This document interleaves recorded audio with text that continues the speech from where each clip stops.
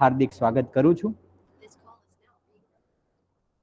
આપણે આમ જોઈએ તો આ સેમિનાર 6M ઓટોમોબાઈલના વિદ્યાર્થીઓના વાલી માટે આપણે ઓફલાઈન પણ એની જ્યારે સમય હતો ત્યારે એ પ્રમાણે આપણે ટ્રાય કરી હતી. તો ઓફલાઈન માધ્યમથી ત્યારે પરિસ્થિતિ એવી હતી, પણ અત્યારે પરિસ્થિતિ મુજબ આપણે ઓનલાઈન માધ્યમથી આપણે આ જે ખરેખર જીવનની અંદર એક શિક્ષણ સાથે જે જરૂરી છે એ આમ કહેવાય ને કે આપણે શિક્ષણ સાથે સંસ્કાર આ શબ્દ તો વારંવાર સાંભળીએ છીએ, પણ મારે એ વાત કરવી છે કે આ ખરેખર જો વિદ્યાર્થી માટે તમે લેક્ચર ને એવું ગોઠવતા હોઈએ છીએ તો એ પોતે હજી ડેવલપિંગ મોડમાં છે, પણ જ્યારે એક માતા પિતા તરીકે આપણે એક ઘણા વર્ષના અનુભવ બાદ આપણે જોઈએ છીએ તો એક શિક્ષણની સાથે હવે પરિવાર એક શબ્દ આવશે ને, પરિવારના સંબંધ.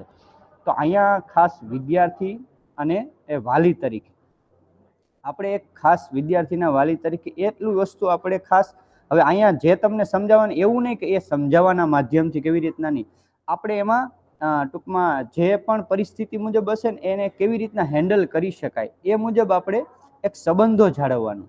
બીજી વસ્તુ છે એક પરિવાર, પછી સમાજ સોસાયટી સાથે એ કેવી રીતના આપણે આગળ વધી શકીએ એમાં. અને ત્રીજું વસ્તુ છે પર્યાવરણ સાથે આપણે કઈ કઈ વસ્તુ આપણે આપણા દ્વારા જે આપણે નિભાવી શકીએ, અથવા તો પર્યાવરણ માટે અત્યારે જે પરિસ્થિતિ જોઈએ છીએ તો ઘણું બધું જે ક્લાઇમેક્સની અંદર ચેન્જ આવે છે તો એ આપણે વિચારવા જેવું છે કે બધાની સાથે આપણે હળી મળીને એક શબ્દ એક ઉભરીને આવે છે યુનિવર્સલ હ્યુમન વેલ્યુ.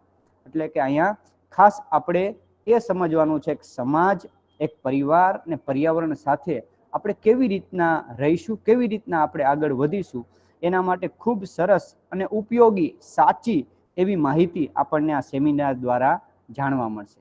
તો ખાસ આની અંદર જે પણ વાલીઓ જોડાણા છે એક વખત આપણે આમાંથી માહિતીમાંથી પસાર થજો. એક આમ કહેવાય ને કે ઓનલાઈન માધ્યમ છે, ફેસ ટુ ફેસ આપણે એ રીતના ન મળી શકતા હોય કેવી રીતના થાય, પણ એક વખત એનું કન્ટેન્ટ જોશો ને, માહિતી જોશો ને તોય તમને અનુભવ થશે કે નહીં કે આપણે કઈ કઈ વસ્તુથી ઘણી વખત આપણે કહેવાય ને કે એવી કન્ડિશન ઘરની અંદર બનતી હોય તો એ કેવી રીતના આપણે હેન્ડલ સ્થિરતાથી કરી શકીએ. આવા ઘણા બધા કન્સેપ્ટ સાથે આપણે આ 3 દિવસના સેમિનારમાં આપણે એક શિબિરની અંદર જોડાઈશું. તો આપણા જે મેઇન સ્પીકર છે, જે ફેકલ્ટી છે એ વિશાલ છાયા સાહેબ, જેઓ ઘણા વર્ષથી આ જે આપણે યુએચવી સેલ સાથે એ પોતે જોડાયેલા છે, એનો પણ ઘણો બધો એની અંદર ફાળો છે. તો એ આજે આપણને એ સેશનની શરૂઆત કરશે. તો હું વિશાલ છાયા સરને વિનંતી કરીશ કે આપણને એ આગળ જે શિબિરની અંદર જોડશે. ખાસ આપણે થોડીક માહિતગાર માટે, એક સાચી માહિતી મેળવવા માટે આપણે એની અંદર જોડાઈએ એ બધાને વિનંતી છે. Thank you Chotaliya sir. ફરીથી આત્મીય કોલેજ વતી, ડિપ્લોમા કોલેજ વતી હું તમારું બધાનું વાલીઓનું સ્વાગત કરું છું. આ સેમિનાર તમે પરિવાર સાથે એટેન્ડ કરી શકો. મારું નામ વિશાલ છાયા છે. હું ડિપ્લોમા મિકેનિકલ એન્જિનિયરિંગ ડિપાર્ટમેન્ટમાં છેલ્લા 11 વર્ષથી સેવારત છું. આ સેમિનારના માધ્યમથી વાલીઓને જોડવાનો હેતુ એ છે કે એક શિક્ષકના રૂપમાં, એક પિતાના રૂપમાં મારા જે કોઈ એક્સપિરિયન્સ છે, સાથે સાથે મધ્યસ્થ દર્શન સહઅસ્તિત્વવાદ છે કે સમાજમાં જીવન વિદ્યાના નામથી ઓળખાય છે, એનો અભ્યાસ બાદ મને જે કોઈ મુદ્દાઓ ધ્યાનમાં આવ્યા એ મુદ્દાઓ હું તમારી સાથે શેર કરવા માંગુ છું. તો આ જે કોઈ સેમિનાર છે આપણે ચર્ચાના માધ્યમથી એટેન્ડ કરશું. તો તમારી સાથે ઓનલાઈન મીડિયમમાં આપણે જોડાયેલા છે ત્યારે ગૂગલ મીટમાં તમે તમારું માઇકનું બટન ઓન કરીને ગમે ત્યારે પ્રશ્ન પૂછી શકો, કંઈ તમારા એક્સપિરિયન્સ છે એ પણ શેર કરી શકો. ઉંમરથી હું તમારાથી ઉંમરમાં કદાચ નાનો હોઈશ તો મને તમારા એક્સપિરિયન્સ પણ હેલ્પફુલ થશે. તો આ સેમિનારમાં તમારા પ્રત્યે થોડી અપેક્ષા છે, એના તરફ હું તમારું પહેલા ધ્યાન દોરી દઉં કે 3 દિવસનો 2 કલાકનો સેમિનાર છે, તો 3 દિવસ 2 કલાક આપણે અટેન્ડ કરીએ તો આ સેમિનાર છે એ આપણા માટે વધારે સારી રીતના ઉપયોગી થઈ શકે. અને ઓનલાઈન મીડિયમથી કદાચ આપણી પ્રેક્ટિસ નથી, પણ હું એવો આગ્રહ રાખીશ કે ઓનલાઈન મીડિયમથી પણ આપણું ધ્યાન બની રહે 3 થી 5 દરમિયાન બીજા કોઈ ફોન કોલ્સ કે આપણે ટાળીએ અને 3 થી 5 દરમિયાન ફક્ત લાઈફમાં એક વખત આપણે આપણા પરિવાર માટે, આપણા સંતાન માટે છે આ સમયને આપણે આપીએ. ચર્ચા છે એકતરફી નહીં થાય. હું તમારી સાથે જે કોઈ વાત કરું એમાં તમે પણ પોતાનો મત છે રજૂ કરી શકો. માઇક ઓન કરી અને તમે પણ બોલી શકો. જ્યારે પણ કોઈ વાત તમને ન સમજાય અથવા તો કોઈ વાત વિશે શંકા રહે તો તમે તમારા પ્રશ્નો ખુલ્લા દિલથી રજૂ કરી શકો. ચર્ચા દરમિયાન બીજા માતા પિતા, વાલી અને પરિવારના સદસ્યો જોડાયેલા છે તો એના મંતવ્યો પણ આપણે ધ્યાનથી સાંભળશું. બીજું એ કે ઓનલાઈન મીડિયમમાં નેટવર્કનો પ્રોબ્લેમ આવતો હોય તો જે જગ્યાએ નેટવર્ક કનેક્શન સારું હોય એવી જગ્યાએ આપણે બેસીને વર્કશોપ એટેન્ડ કરશું તો પ્રોબ્લેમ નહીં આવે. તો આ વર્કશોપની આપણે શરૂઆત કરીએ. તો સૌપ્રથમ હું તમને બધાને એક પ્રશ્ન પૂછવા માંગુ છું કે શિક્ષાના માધ્યમથી જ્યારે આપણે આપણા બાળકને નર્સરીથી અથવા તો કેજી સેક્શનથી લઈ અને ડિપ્લોમા કોર્સીસ સુધી એજ્યુકેશન માટે આપણે સતત પ્રયાસરત રહીએ છીએ, ત્યારે શિક્ષા પાસેથી વાલીઓના રૂપમાં, માતા પિતાના રૂપમાં આપણી શું અપેક્ષા હોય છે એ આપણે રજૂ કરશું. તો એક પછી એક તમારામાંથી જે લોકો જોડાયેલા છે એ સ્વેચ્છાએ પોતાનું પરિચય આપે અને સાથે સાથે તમને શિક્ષા પાસેથી શું અપેક્ષા છે એ તમે રજૂ કરી શકો.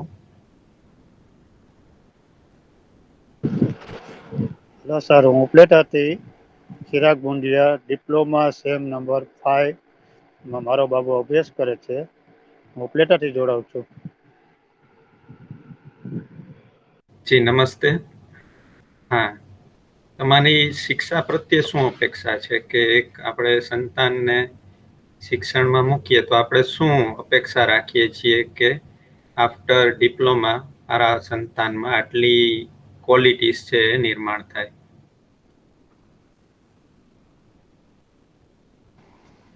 બરાબર. શિક્ષણની ક્ષમતા સાહેબ એવું છે કે મારો બાબો શિક્ષણમાં સારો અભ્યાસ કરે છે. ત્યાં તમારી ત્યાં ક્વોલિટી બેસ્ટ છે તમારી. તો બધા પ્રોફેસરો સર પણ બધા સારા જ છે. ફેકલ્ટી બધા સારું ધ્યાન આપે છે ને આવી જ રીતના ધ્યાન આપે ને ડિપ્લોમા કમ્પ્લીટ થાય અમારા બાબાનું, એવી આશા અમારી છે. જી ખૂબ ખૂબ ધન્યવાદ. ત્યાર પછી કોઈ વાલી પોતાની રીતના સ્વેચ્છાએ શેર કરવા માંગતા હોય તો શેર કરી શકે કે આપણે આપણા સંતાનમાં શું જોવા માંગીએ છીએ એજ્યુકેશન દ્વારા.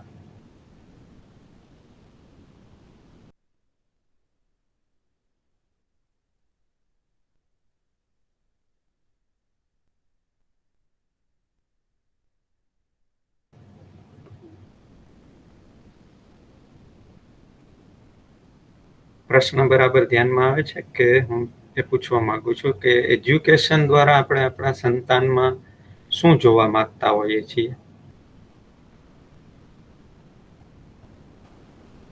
અથવા તો એજ્યુકેશન અંતે એ શું એચીવ કરે એવી અપેક્ષા હોય છે? હલો સર, જી સુરેશભાઈ મહેતા, મારો બાબો ડિપ્લોમા મેકેનિકલમાં 4th સેમેસ્ટર. સાર્થક મહેતા. હું હવે એવી આશા રાખું કે ડિપ્લોમા કમ્પ્લીટ કરી અને મારે વિદેશ મોકલવાની ઈચ્છા છે. હલો. હા, સરસ. એટલે જી વિદેશ મોકલવાની ઈચ્છા છે. જો ડિપ્લોમા સારા માર્કથી લઈ આવે તો વિદેશ અથવા તો સારી કોઈ યુનિવર્સિટીમાં ડિગ્રી માટે મોકલવાની ઈચ્છા છે. ખૂબ સરસ. બીજા કોઈ વાલી પણ શેર કરી શકે?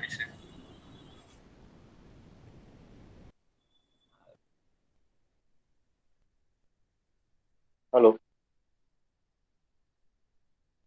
જી. હા, હું જોશી દર્શિતનો ફાધર બોલું છું. મારું નામ જોશી પ્રજ્ઞેશ. આપને યુનિવર્સિટીમાં મિકેનિકલ ડિપાર્ટમેન્ટમાં બીજા સેમેસ્ટરમાં અભ્યાસ કરે છે. હેલો. જી જી. હા, અમારી આશા એ છે કે એમના પાસેથી કે એ અત્યારના યુગમાં જે હાડભરી જિંદગી છે એમાં થોડોક પોતાની રીતે અનુભવ લઈ અને આગળ આવી અને તમારું તો યુનિવર્સિટીનું નામ રોશન કરે, પણ અમારી પણ થોડીક આશાઓ છે એમાં ઉપર પાર આવે એવી આશા રાખીએ છીએ. જી, ખૂબ સરસ, ધન્યવાદ. બાકીના વાલીઓમાંથી પણ કોઈ શેર કરવા માંગતા હોય તો કરી શકે. આપણે આપણી નેક્સ્ટ જનરેશનને એક ઘડતર કરવા માંગતા હોય છે ને એના માટે આપણે એજ્યુકેશનમાં નર્સરીથી ચિંતા કરતા હોય કે એને સારું એજ્યુકેશન મળે. સારું એજ્યુકેશન મળ્યા બાદ એક આપણા સંતાનમાં આપણે શું ક્વોલિટીઝ જોવા માંગતા હોય એ આપણે શેર કરી શકીએ.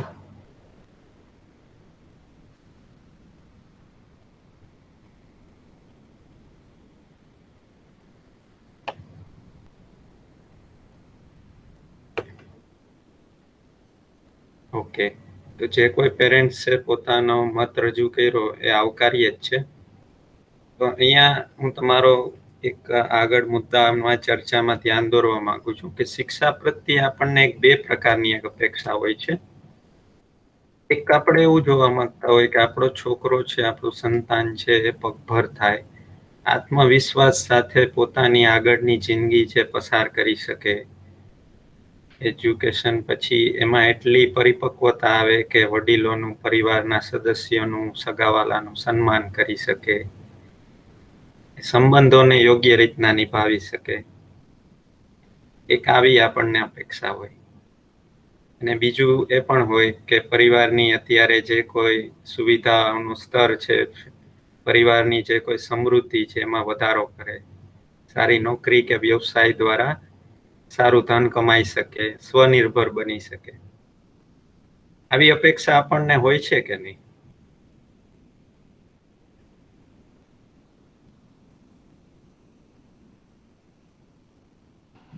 મેં તો હેલો સર.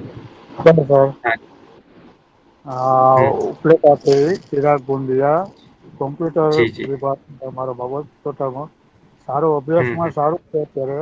બધા સેમેસ્ટરમાં ને 9+9 10+ એ બધી એસપી આવે છે અને બરાબર. અમે ત્યાં ડિગ્રી પૂરી કરીને પછી સારી જોબ મળે એ બારામાં કંઈ વિશે કંઈક તમે બતાવો. જી જી. એટલે આપણો જે આ સેમિનાર છે ને એ એક જે પક્ષ છે એમાં તમે જે ધ્યાન દોર્યું કે એક અપેક્ષા એવી હોય કે ભાઈ ડિગ્રી કરીને કે ડિપ્લોમા પછી કે કોઈ સારી જોબ કે વ્યવસાય કરી શકે એટલો સક્ષમ બને, એક સારી એને આગળ જતા એક દિશા મળે કેરિયરમાં, અને એના દ્વારા એ વધારે સારું ધન કમાઈ શકે. બીજી એક અપેક્ષા છે એ પ્રકારની બી હોય છે કે પોતાનામાં છે આત્મવિશ્વાસથી સભર હોય, પોતાના સંબંધો છે એને યોગ્ય રીતના નિભાવી શકે. આવી અપેક્ષા આપણને હોય છે કે નહીં? 100% સર, એવું તો અપેક્ષા બધા વાલીઓ રાખે છે અત્યારે. જી જી. ના, એ હમ. અપેક્ષા અમે રાખી શકીએ છીએ કે બાબુ એ હિસાબથી અત્યારે ચાલે છે જી કે જી. તમારા કોલેજનું શિક્ષણ કાર્યમાં છે એ પર બહુ ભાર મૂકે છે પેરેન્ટ્સ બારામાં, તો એ સારું એક સમજાવે છે લોકો, એને પર એ અમલ પણ કરે છે અત્યારે. જી જી. તો બધા વાલીઓ છે ચેટ બોક્સના માધ્યમથી પણ પોતાનો આન્સર યસ કે નો માં આપી શકે. કે આવી અપેક્ષા આપણને એક અપેક્ષા એના વ્યવહારને લગતી એ બનતી હોય છે કે એ વ્યવહાર કુશળ પણ બને બાય એજ્યુકેશન, અથવા તો એનું ઘડતર એ રીતનું થાય એક વ્યવહાર કુશળ પણ બને, જેનો બિહેવિયરનો પાર્ટ છે એમાં પણ એ ડેવલપ થાય. આવી અપેક્ષા પણ આપણને હોય છે કે નહીં? અને સાથે સાથે જે કોઈ જોબ કે વ્યવસાય માટે એનામાં કોઈ સ્કિલ પણ નિર્માણ થાય, તો એના માટે મેં બે શબ્દ વાપરેલા છે, વ્યવહાર કુશળ પણ બને અને કાર્યમાં પણ નિપુણ બને. તો આ બંને વસ્તુ છે એ તમે જોઈ શકો કે અલગ અલગ છે. વ્યવહારનો મતલબ કે બીજા માણસ સાથે કેવો વર્તાવ કરે છે એ પણ એક બધા આપણે હેલો અપેક્ષા. સર, બધા સાથે વ્યવહાર સારો જ છે અત્યારે એમનો, હમ. બરાબર છે ને. શિક્ષણ પણ સારું છે એમનું, હમ. બરાબર છે. હવે અત્યારે સારું છે, આગળ જતા ભવિષ્યમાં આવનારું રહેવું એવી અમારી અપેક્ષા છે. ચોક્કસ ચોક્કસ. હા. એના માટે જ આપણે આને થોડીક વધારે સારી રીતના સમજવા માટે થોડું આપણે એ ધ્યાન દેશું કે આ જે અપેક્ષા છે એ પહેલા આપણે આપણી અંદર પૂરી રીતના ચકાસી અને પછી એની પૂર્તિ માટે અપેક્ષા પૂરી થાય એના માટે આપણે શું પ્રયાસ કરવા પડશે, તમે વાલીના રૂપમાં, શિક્ષકના રૂપમાં, એ પણ આપણે આગળ સમજશું. બરાબર છે. તો એક અપેક્ષા એ પણ બને કે વ્યવહાર કુશળ થાય અને કાર્યમાં પણ નિપુણ થાય. એ લેબોરેટરીમાં હોય, કોમ્પ્યુટર એન્જિનિયર હોય તો એ કોમ્પ્યુટરને સારું રીતના ઓપરેટ કરી શકે. મિકેનિકલ એન્જિનિયર હોય તો એને મશીન વિશે તમામ નોલેજ હોય, એને સારી રીતના એ સમજતો હોય, ચલાવી શકે. ઇલેક્ટ્રિકલ એન્જિનિયર હોય તો એને ઇલેક્ટ્રિક મોટર, ટ્રાન્સફોર્મર, વાયરિંગ એના વિશે તમામ નોલેજ હોય અને એ સારી રીતના એને હેન્ડલ કરી શકે. તો આ હા જી, ચંદ્રકાંતભાઈ તમે વાત કરી શકો. જી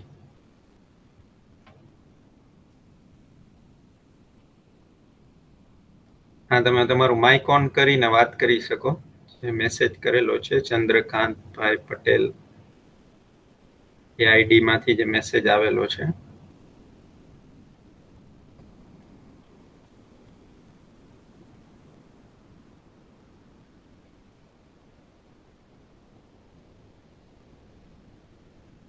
ઓકે, તો તમે તમારું માઇક ઓન કરી છે.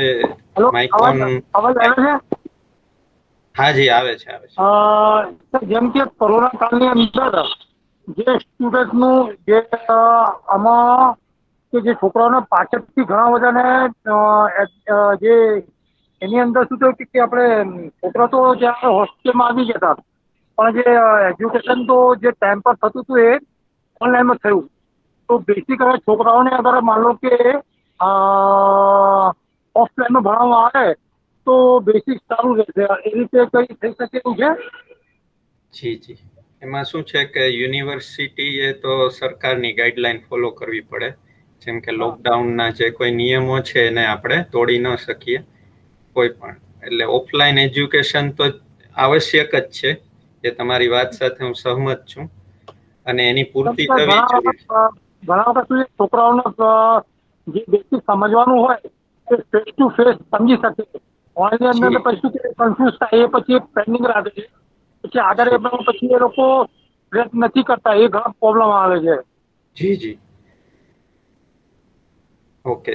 હા, તમારો પ્રોબ્લેમ હું સમજી શકું છું. અત્યારે તમારા જે કોઈ સમસ્યાઓ છે બાળકના એજ્યુકેશનને લગતી, એ તમે એમના ડિપાર્ટમેન્ટ સાથે અને એના કાઉન્સિલર સાથે વ્યવસ્થિત એની ચર્ચા છે થઈ શકે.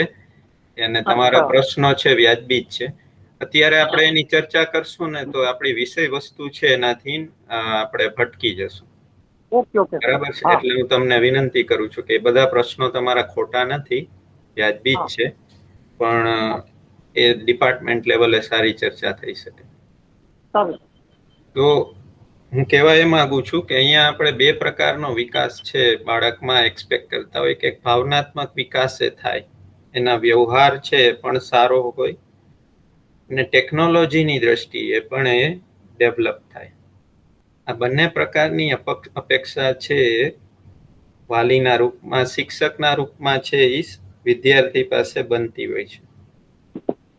બરાબર છે.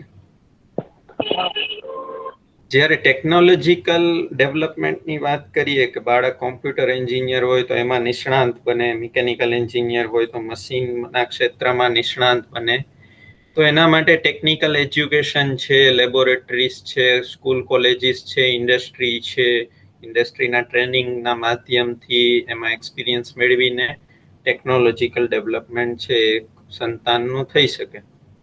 એના માટે એક આખું ઇન્ફ્રાસ્ટ્રક્ચર છે, કામ કરે છે. બરાબર. ગવર્મેન્ટની પણ એ ઈચ્છા છે કે જેટલા પણ એજ્યુકેશન થ્રુ વિદ્યાર્થીઓ બહાર આવે એ ટેકનોલોજીકલી સાઉન્ડ હોય, ટેકનોલોજીની દ્રષ્ટિએ છે વધારે સારી રીતના પરફોર્મ કરી શકે એવી ગવર્મેન્ટની પણ એક્સપેક્ટેશન હોય છે. બરાબર છે.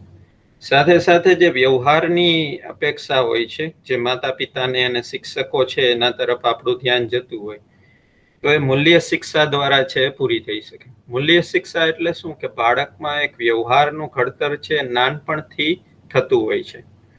તો ત્યારે માતા પિતા જે વેલ્યુઝને લઈને, મૂલ્યોને લઈને ચાલે છે, શિક્ષકો જ્યારે સ્કૂલમાં તમે બાળકને મૂકો છો ત્યારે શિક્ષકો જે વેલ્યુઝને લઈને ચાલે છે, સમાજમાં કોઈ મૂલ્યો છે, એની એક વિદ્યાર્થીના મન ઉપર અથવા તો એક સંતાનના મન ઉપર કોઈ અસર થતી હોય અને એનું માનસ ઘડતર છે એ થતું હોય છે. તો એ જવાબદારી પણ આપણી છે, એ આપણે સમજી શકીએ છીએ કે એક એનો વ્યવહાર છે એ સારો બને, એનું એક આચરણ છે, એનો વર્તાવ છે એ યોગ્ય બને, એની જવાબદારી પણ માતા પિતા, શિક્ષકોની અને સમાજની છે. એને કઈ રીતના આપણે સમજી શકીએ કે પ્રકૃતિનું આપણે ઓબ્ઝર્વેશન લઈએ તો વૃક્ષ વનસ્પતિ આપણે જોઈએ તો જેવું બીજ હોય એવું એનું આચરણ હોય. આપણે બીજ ઉપરથી કહી શકીએ કે એનાથી જે વૃક્ષ કે વનસ્પતિ તૈયાર થશે એ આવા પ્રકારની હશે. તો લીંબોડી વાવીએ આપણે તો એના જે કોઈ ફળ મળે એ આપણને એ પ્રકારનું મળે. આંબો વાવીએ તો એના આપણને જે ફળ મળે એ એક પ્રકારનું મળે. તો બીજ ઉપરથી આપણે કહી શકીએ કે વૃક્ષ વનસ્પતિ છે એનું આચરણ કઈ રીતનું હશે, અને એના આધાર ઉપર આપણે ખેતી કરી શક્યા. કારણ કે હવે આપણને સ્પષ્ટ છે કે ભાઈ ઘઉંનું બિયારણ વાવશું તો ઘઉં જ ઉગશે, અને કયા પ્રકારના ઘઉં વાવશું તો એમાં કઈ પ્રકારની ગુણવત્તા હશે એ આપણે કહી શકીએ. તો વૃક્ષ વનસ્પતિનું આચરણ છે એના બીજ ઉપર નિર્ભર કરે છે. પશુ પક્ષીને આપણે જોઈએ, ગાય છે, ઘોડા છે, કૂતરા છે, તો એનો જેવું વંશ એવું એનું આચરણ હોય છે. તો કૂતરાનો જે બચ્ચું છે એ કૂતરા જેવું જ આચરણ કરે અને એને આપણે ઓળખી શકીએ છીએ. ગાયનું જે વાછરડું છે એ એના જેવું જ આચરણ કરે.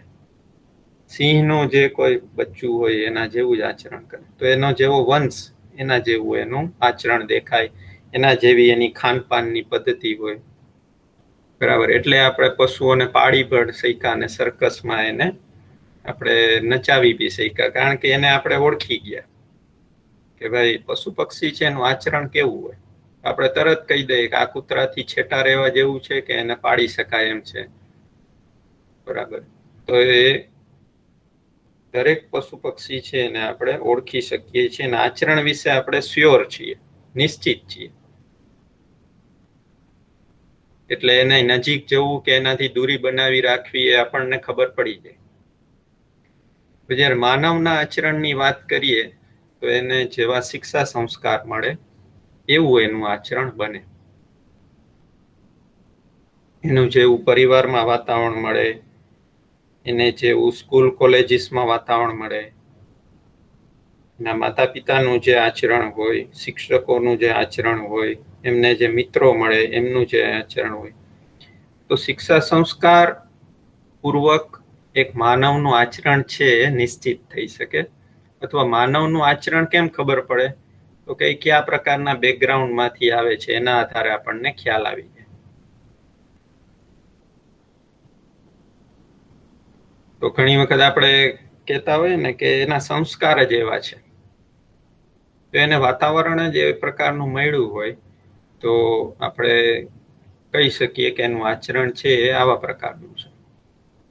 માણસ છે એનું આચરણ એના વંશ ઉપરથી નક્કી નથી થતું કે એ કોનો દીકરો છે કે દીકરી છે. માણસમાં એવું બની શકે કે એના પિતા છે એ ખૂબ સારા વ્યક્તિ હોય પણ એનો છોકરો છે એ કદાચ એટલું સારું આચરણ ના હોય. અને એવું પણ બને છે કે પિતા છે એનું આચરણ એટલું બધું સારું ન હોય, માતા પિતાનું આચરણ એટલું બધું સારું ના હોય, તો બની શકે કે છોકરાને જો સારું વાતાવરણ મળે, સારા શિક્ષા સંસ્કાર મળે તો એનું આચરણ છે એના માતા પિતા કરતા પણ સારું હોઈ શકે. આ વસ્તુ આપણને ધ્યાનમાં લેવા જેવી વસ્તુ છે.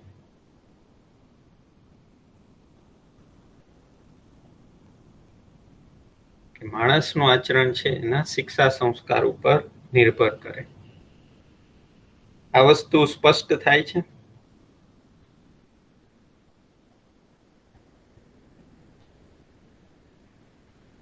તો એને કેવું વાતાવરણ મળ્યું છે, એના માતા પિતાનું આચરણ કેવું છે, શિક્ષકો અથવા સ્કૂલનું વાતાવરણ કેવું છે, એ ખૂબ મહત્વનું રાખે.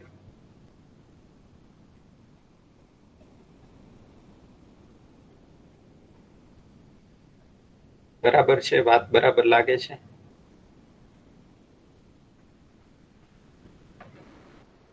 તો એના આધાર ઉપર આપણે કહી શકીએ કે એક વ્યક્તિના શિક્ષામાં, એના ઘડતરમાં, જી ચંદ્રકાંતભાઈ તમે વાત કરી શકો.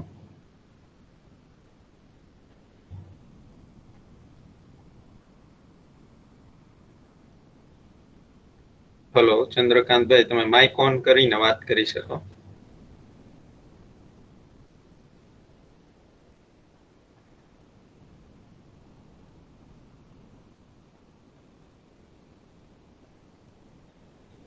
ઓકે. તો શિક્ષાની ભૂમિકા જે છે, અથવા તો આપણે જે ઘડતરની વાત કરીએ છીએ પરિવારમાં, શિક્ષણમાં, એ જે ઘડતર છે એમાં આપણે એક એવી અપેક્ષા છે કે શિક્ષાપૂર્વક છે માણસનું આચરણ છે નિશ્ચિત થાય. આપણે ઘણી વખત કહેતા હોય કે પશુઓ ઉપર જે વિશ્વાસ મૂકી શકાય, માણસ ઉપર વિશ્વાસ નથી મૂકી શકાતો. કારણ કે આપણે જેમ કે અત્યારે બેઠા છીએ તો આપણે છત પડી નહીં જાય એનો આપણને વિશ્વાસ છે, પણ માણસના આચરણ વિશે છે એ આપણે વિશ્વાસ નથી આવતો. એટલે ઘણી વખત આપણે બોલતા પણ હોઈએ છીએ કે માણસ જેવો થા. તો જ્યારે આપણે એવું બોલીએ છીએ ત્યારે આપણને એક આચરણની અપેક્ષા હોય છે, માણસ જેવું આચરણ કરો એવી આપણને એક અપેક્ષા હોય છે. કે આપણે આકારથી તો માણસ છીએ, બરાબર? આપણે જે શરીર મળ્યું આકાર છે એનાથી આપણે કહીએ છીએ કે આ માણસનું સંતાન છે. જ્યારે આપણે એવું બોલવું પડે કે માણસ જેવા થાવ, એનો મતલબ શું કે ક્યાંક ને ક્યાંક આપણને માનવીય આચરણની અપેક્ષા રહે છે. માણસનું આચરણ નિશ્ચિત કયા રીતના થઈ શકે? તો શિક્ષા સંસ્કાર પૂર્વક છે માણસનું આચરણ છે નિશ્ચિત થઈ શકે. તો શિક્ષામાં એ આવશ્યક છે કે એક સંતાન અથવા એક વિદ્યાર્થી છે એનું આચરણ પણ ડેવલપ થાય. એ કોઈ સ્કિલ તો શીખે જ, એ કોમ્પ્યુટર એન્જિનિયરિંગ કરશે તો કોમ્પ્યુટર શીખશે જ, પણ એનું આચરણ પણ એવું બને કે જેથી એ બીજા માણસ સાથે છે એ સુખપૂર્વક જીવી શકે. તો શિક્ષાની ભૂમિકા છે એ માનવમાં નિશ્ચિત આચરણ પૂર્વક જીવવાની યોગ્યતા વિકસિત કરવાની છે, જેને આપણે માનવીય આચરણ પણ કહી શકીએ. માનવીય આચરણ છે એ નિર્માણ કરવાની ભૂમિકા શિક્ષાની છે. એટલે કે એક બાળક જ્યારે 4 કે 5 વર્ષનું થાય અને નર્સરી કે કેજીમાં એડમિશન લે, ત્યારે હવે એના શિક્ષકો અને પરિવારમાં માતા પિતાની જવાબદારી છે કે એને માનવીય આચરણની શિક્ષા મળે, અથવા તો એનામાં એટલી યોગ્યતા વિકસિત થાય કે માનવીયતા પૂર્વક જીવી શકે. તો આ ભૂમિકા છે શિક્ષાની છે. અને શિક્ષા છે એ કોઈ સ્કૂલ કોલેજની જ જવાબદારી નથી, એ આપણે સમજશું આગળ જતા કે શિક્ષા છે એમાં પરિવારની શું ભૂમિકા છે, માતા પિતાની શું ભૂમિકા છે, શિક્ષકોની શું ભૂમિકા છે અને સમાજની શું ભૂમિકા છે.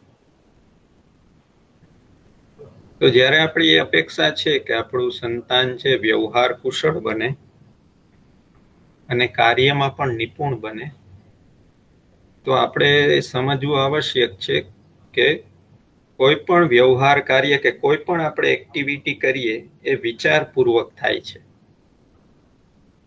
આપણે જે કંઈ સારું કરીએ છીએ એ પણ આપણા વિચાર કે આપણા નિર્ણયના આધારે જ થાય છે, આપણી ઈચ્છાના આધારે જ થાય છે. જેમ કે તમે લોકો છે આ વર્કશોપમાં જોડાણા છો, તમારી ઈચ્છાથી, તમારા નિર્ણયથી જોડાણા છો. તો જે કંઈ આપણે સારું કરી શકીએ એમાં વિચારની, ઈચ્છાની કોઈ ભૂમિકા છે. કોઈ વ્યક્તિનો વ્યવહાર સારો હોય તો એનો મતલબ એ છે કે એના વિચાર છે એ પણ સારા છે, એ જે નિર્ણય લે છે એ પણ સારા નિર્ણય લે છે. તો વિચારની પ્રમુખ ભૂમિકા છે માનવમાં. એટલે વિચાર છે એ માનવનું મૂળ રૂપ કહેવામાં આવે. એ જેવો વિચાર એવા આચાર આપણે કહીએ ને. તો આપણું આચરણ અથવા તો આપણા સંતાનનું આચરણ, આપણા સંતાનનો વ્યવહાર, એનું કાર્ય, એની એક્ટિવિટી, એના મૂળમાં વૈચારિક પ્રક્રિયા છે એ ખૂબ મોટી ભૂમિકા નિભાવતી હોય છે, જેને આપણે માનસિકતા પણ કહી શકીએ. તો કોઈ પણ આપણી એક્ટિવિટીના મૂળમાં વિચાર સામેલ હોય છે, અને શિક્ષણની ભૂમિકા આ વિચાર છે એમાં સમજને સ્થાપિત કરવાની છે. આમાં કોઈ તમારા ઓપિનિયન હોય કે તમારો કોઈ મત હોય, તમારા કોઈ પ્રશ્ન હોય તો તમે રજૂ કરી શકો કે આપણે જે કંઈ એક્ટિવિટી કરીએ છીએ, સારી કરીએ છીએ, ખરાબ કરીએ છીએ, એ આપણે પોતે વિચારપૂર્વક, નિર્ણયપૂર્વક કરીએ છીએ. આપણી પાસે ક્ષમતા છે કે આપણે વિચાર કરી શકીએ, નિર્ણય લઈ શકીએ, યોગ્ય અયોગ્યનો નિર્ણય લઈ શકીએ. એ ક્ષમતા દરેક માનવમાં છે. એટલે આપણે જેવા કંઈ પણ છીએ, આપણું જે કંઈ આચરણ છે, આપણું જે કંઈ વર્તન છે, એ આપણા વિચારોને કારણે છે. એ આપણે એવું કહી શકીએ. આ વાત સ્વીકાર થાય છે? આમાં કોઈ પ્રશ્ન હોય કે તમારો ઓપિનિયન હોય તો તમે શેર કરી શકો.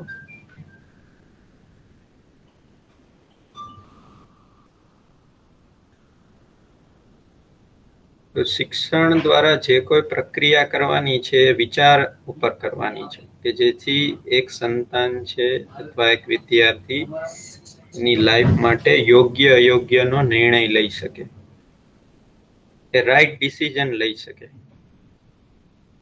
કઈ વસ્તુ એના માટે મહત્વપૂર્ણ છે અને કઈ વસ્તુ મહત્વપૂર્ણ નથી, એ પોતે નક્કી કરી શકે.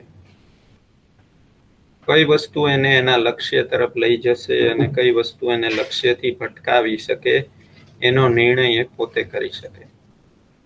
તો એ વૈચારિક ડેવલપમેન્ટ છે એ આવશ્યક છે.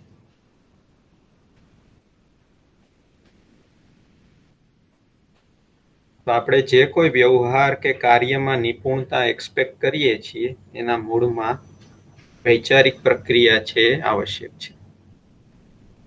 તો આજે તમારું સંતાન જે કંઈ સારું કરે છે તો નિશ્ચિત રૂપે એમાં તમારા આચરણનો પ્રભાવ રહેલો જ હોય છે. ઘણા બધા શિક્ષકોનું માર્ગદર્શન મળતું જ હોય છે, પણ સાથે સાથે માતા પિતા અને પરિવારના સદસ્યોના આચરણનો પ્રભાવ પણ એક સંતાન ઉપર થતો જ હોય છે. એની વૈચારિક પ્રક્રિયા ઉપર એના માતા પિતાનો પ્રભાવ તો હોય જ છે.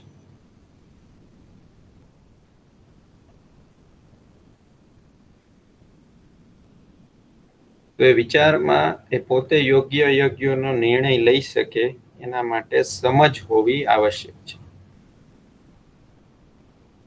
ઘણી વસ્તુ આપણે ઉંમર ઉપર છોડી દઈએ છીએ કે ઉંમરની સાથે સાથે સમજાઈ જાય, પણ જો શિક્ષામાં જ એ વસ્તુ આપણે આપી શકીએ, એક બાળક અથવા એક વિદ્યાર્થી 23-24 વર્ષની ઉંમરે જ્યારે એ પરિવારની જવાબદારી ઉપાડવા માટે તૈયાર થાય, એ દરમિયાન જ આપણે એનામાં ક્ષમતા નિર્માણ કરી શકીએ, તો એને ઠોકર ખાઈને શીખવાની બદલે એ પોતે જાતે પહેલેથી જ તૈયાર હશે, એ પહેલેથી જ પોતાની યોગ્યતા સંપન્ન હશે, કે જેથી એ દરેક પ્રકારની સમસ્યાનો પોતે સામનો કરી શકે.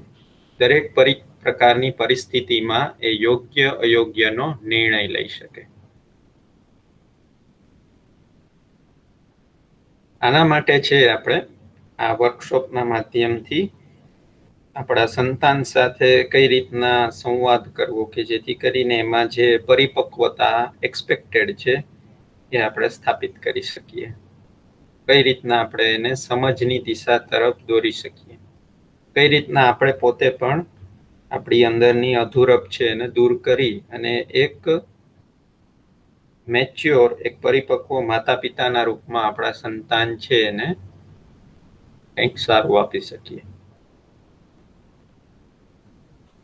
તો સમજની આવશ્યકતા શું છે એક હું તમારી સામે ઉદાહરણ શેર કરું કે અહીંયા એક કેસ સ્ટડી મેં તમારી સામે મૂકેલો છે કે માતા પિતા એ છે કે એના બાળકને જોઈતી વસ્તુ લઈને આપે છે પણ પોતાની વ્યસ્તતાને કારણે સમય નથી આપી શકતા.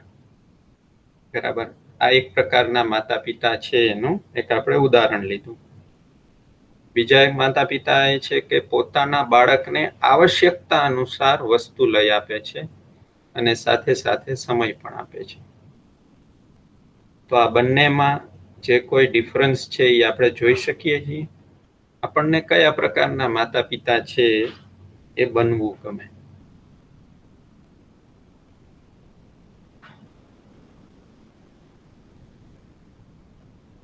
રાઈટ, માતા પિતા એ નું એક ઉદાહરણ લીધું કે એક માતા પિતા છે કે જે એના બાળકને દરેક પ્રકારની વસ્તુ લઈને આપે છે.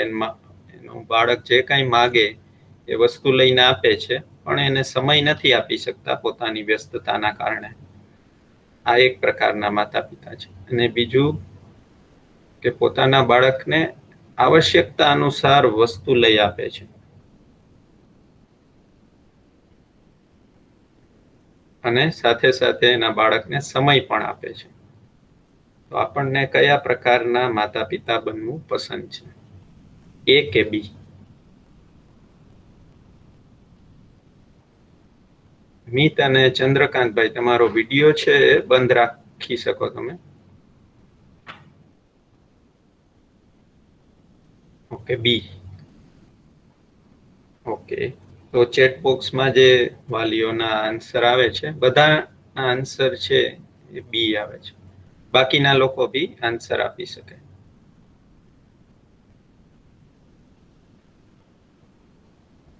તો જો મેં કોઈ આ વસ્તુને સમજવા માટે કઈ આપણે બહુ મોટો કોઈ પરિશ્રમ કરવાની આવશ્યકતા નથી રહેતી. જસ્ટ આપણું ધ્યાન જતું રહે કે નહીં, આ માતા પિતા બી છે કે જે આવશ્યકતા અનુસાર પોતાના બાળકને વસ્તુ લઈ આપે છે અને સાથે સાથે સમય પણ આપે છે. તો એ જ પ્રકારની આપણી અપેક્ષા છે. જસ્ટ હવે આપણું ધ્યાન જતું રહે કે ના, કરવાનું આ છે, જીવવાનું કઈ રીતનું છે એના તરફ જસ્ટ આપણું ધ્યાન જતું રહે.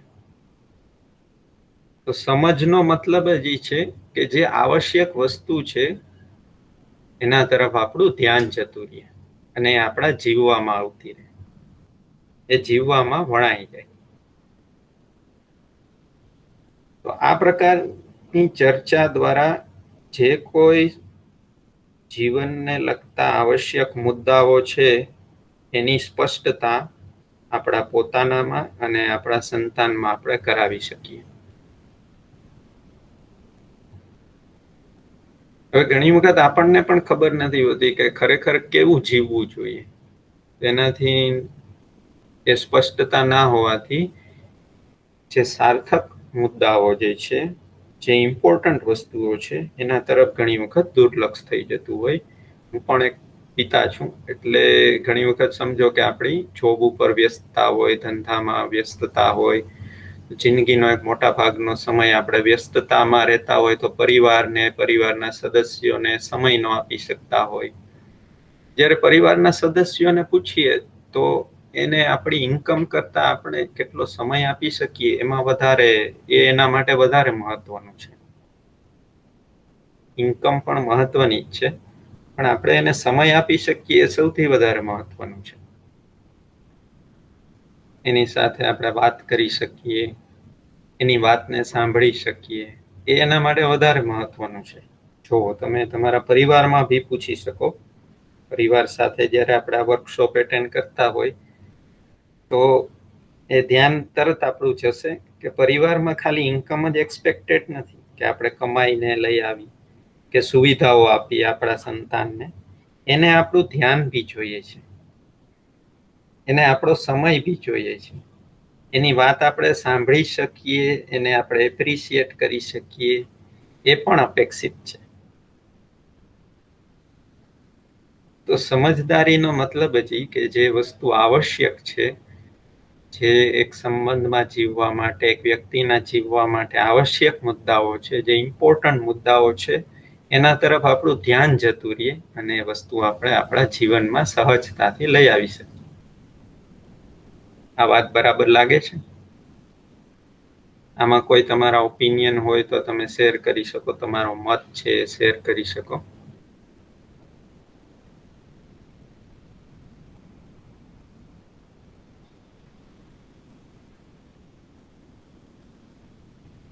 ઘણી વખત ફોન આવી રીતના ઓનલાઈન સેશન વાલીઓને એટેન્ડ કરવાની હેબિટ નથી હોતી, પણ તમે ચર્ચામાં જો પાર્ટિસિપેટ કરશો તો તમને થોડુંક વધારે મજા આવશે.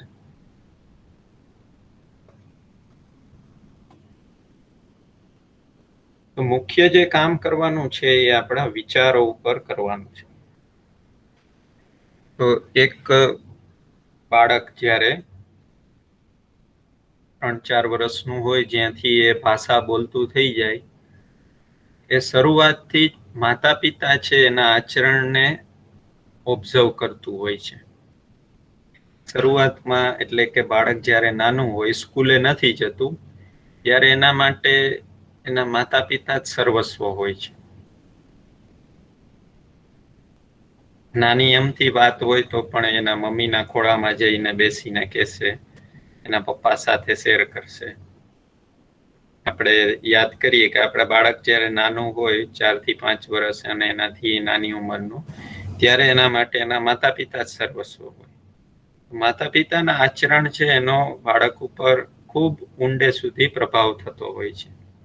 કારણ કે નાનપણથી જ ડે 1 થી એ પોતાના માતા પિતાને સતત ઓબ્ઝર્વ કરે છે, નિરીક્ષણ કરે છે. અને એના માટે તો એની દુનિયા એટલે એના માતા પિતા જ હોય છે. તો એક માતા પિતાના આચરણનો શરૂઆતથી જ સંતાન ઉપર પ્રભાવ હોય છે. તો એ સારો પ્રભાવ બી હોય છે, અને કદાચ જો આપણી અંદર કોઈ નકારાત્મક વસ્તુ હશે તો એનો પ્રભાવ પણ બાળક ઉપર થઈ શકે. ત્યાર પછી જ્યારે બાળક એજ્યુકેશન લેવાનું સ્ટાર્ટ કરે, 4 થી 5 વર્ષ આપણે કેજી સેક્શનમાં મૂકીએ, ત્યાર પછી માતા પિતાની સાથે સાથે શિક્ષકોનો પણ એના જીવનમાં એક ઊંડો પ્રભાવ હોય છે. જો એક સમયે બાળક છે માતા પિતાની વાત નકારી દેશે, પણ શિક્ષકની વાત નહીં નકારે. ઘણી વખત આપણે કોઈ બાળકમાં સારી હેબિટ લઈ આવી હોય તો ટીચરને કહીએ કે આ છે ને સવારે વહેલો ઉઠતો નથી, તમે એને જરાક ટકોર કરજો. કારણ કે શિક્ષકની વાત છે એ ટાળે નહીં. જ્યારથી બાળક એજ્યુકેશન સ્ટાર્ટ કરે, શિક્ષકના વાણી અને વર્તનનો પણ એના ઉપર ખૂબ પ્રભાવ થાય છે. એની વિચારસરણી ઉપર ઊંડે સુધી પ્રભાવ થાય છે. માતા પિતાની સાથે સાથે એના જિંદગીમાં બીજું મહત્વનું પાત્ર જોડાઈ ગયું એ છે શિક્ષક. બરાબર છે. ત્યાર પછી એ સ્કૂલમાં એની ઉંમરના મિત્રો છે, એની સંગતનો પણ એના ઉપર ઊંડે સુધી પ્રભાવ થતો હોય છે. અને લગભગ જ્યારે બાળક સ્વતંત્ર રીતના વિચાર કરતું ન થઈ જાય અને 16-17 વર્ષ સુધી મિત્રોનો પ્રભાવ છે બહુ ગહેરાઈ સુધી, ઊંડે સુધી રહેતો હોય છે. અત્યારે તમે જોશો કે 16-17-18 વર્ષના જે કોઈ સંતાનો છે, તો માતા પિતા સાથે એનું કોમ્યુનિકેશન ઘટી ગયું છે, પણ મિત્રો સાથે બહુ કોમ્યુનિકેશન વધી ગયું છે. કારણ કે એની લાઈફમાં મિત્રો છે બહુ ઇમ્પોર્ટન્ટ હોય એના માટે, રાઈટ? તો સ્કૂલથી લઈને કોલેજ સુધી તમે જોઈ શકો કે મિત્રોની સંગત છે એની પણ એના મનસ્પટલ ઉપર, એની માનસિકતા ઉપર ઊંડે સુધી અસર થતી હોય છે. પછી સમાજમાં ચાલતા ટ્રેન્ડ્સ કે ફેશનને ઓબ્ઝર્વ કરે છે, તો એની પણ એના વિચારસરણી ઉપર અસર થતી હોય છે. ટેલિવિઝન, ન્યૂઝ, મૂવીઝ એ પણ એ ઓબ્ઝર્વ કરતું હોય છે. મોબાઈલ આવી જવાથી internet, social media, Facebook, WhatsApp, આની પણ એની વિચારસરણી ઉપર અસર થતી હોય. ફેસબુકમાં આવતી, વોટ્સઅપમાં આવતી તમામ પોસ્ટ છે એ વાંચતું હોય તો એની પણ એના વિચાર ઉપર અસર થતી હોય છે. આ વિચાર ઉપર આ જે કોઈ પ્રભાવ થાય છે એ પ્રભાવને તમે ઓબ્ઝર્વ કરશો તો એમાં ઘણી બધી નકારાત્મક બાબતો પણ છે અને ઘણી સકારાત્મક બાબતો પણ છે, ઘણી સારી બાબતો પણ છે અને ઘણી નેગેટિવ પ્રભાવ પણ એક સંતાન ઉપર થતા હોય છે જ્યારે એ ઉંમરના વિવિધ પડાવ ઉપરથી પસાર થાય છે ત્યારે. અને એક સમયે તો એવું થઈ જાય કે એના માટે મોબાઈલ સૌથી વધારે ઇમ્પોર્ટન્ટ થઈ જાય. અત્યારે તમે જોશો કે માતા પિતા અને પરિવારના સદસ્યો સાથે કોમ્યુનિકેશન થોડું ઘટી ગયું છે, પણ એ મોબાઈલ છે એને પૂરેપૂરો સમય આપે છે.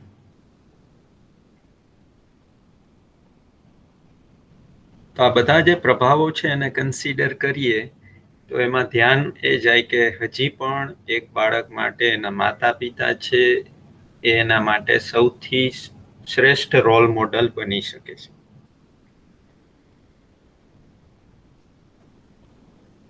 એના શિક્ષકો છે એ એના માટે બેસ્ટ ગાઈડ તરીકે અથવા તો એના રોલ મોડલ છે બની શકે. શરત એટલી જ છે કે આપણું આચરણ એટલું સક્ષમ છીએ કે આપણે આપણા બાળક છે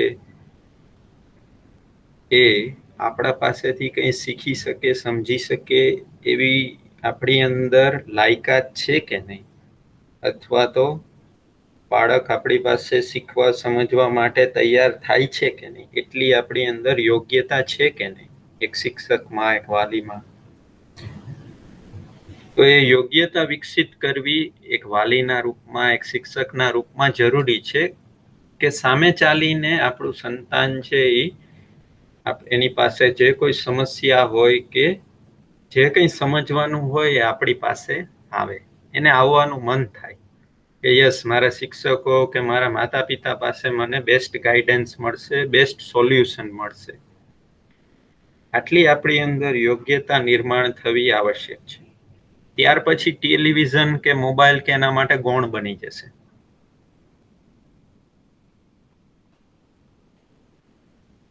સમાજમાં ચાલતા ટ્રેન્ડ્સ કે ફેશન છે એને બહુ પ્રભાવિત નહીં કરે.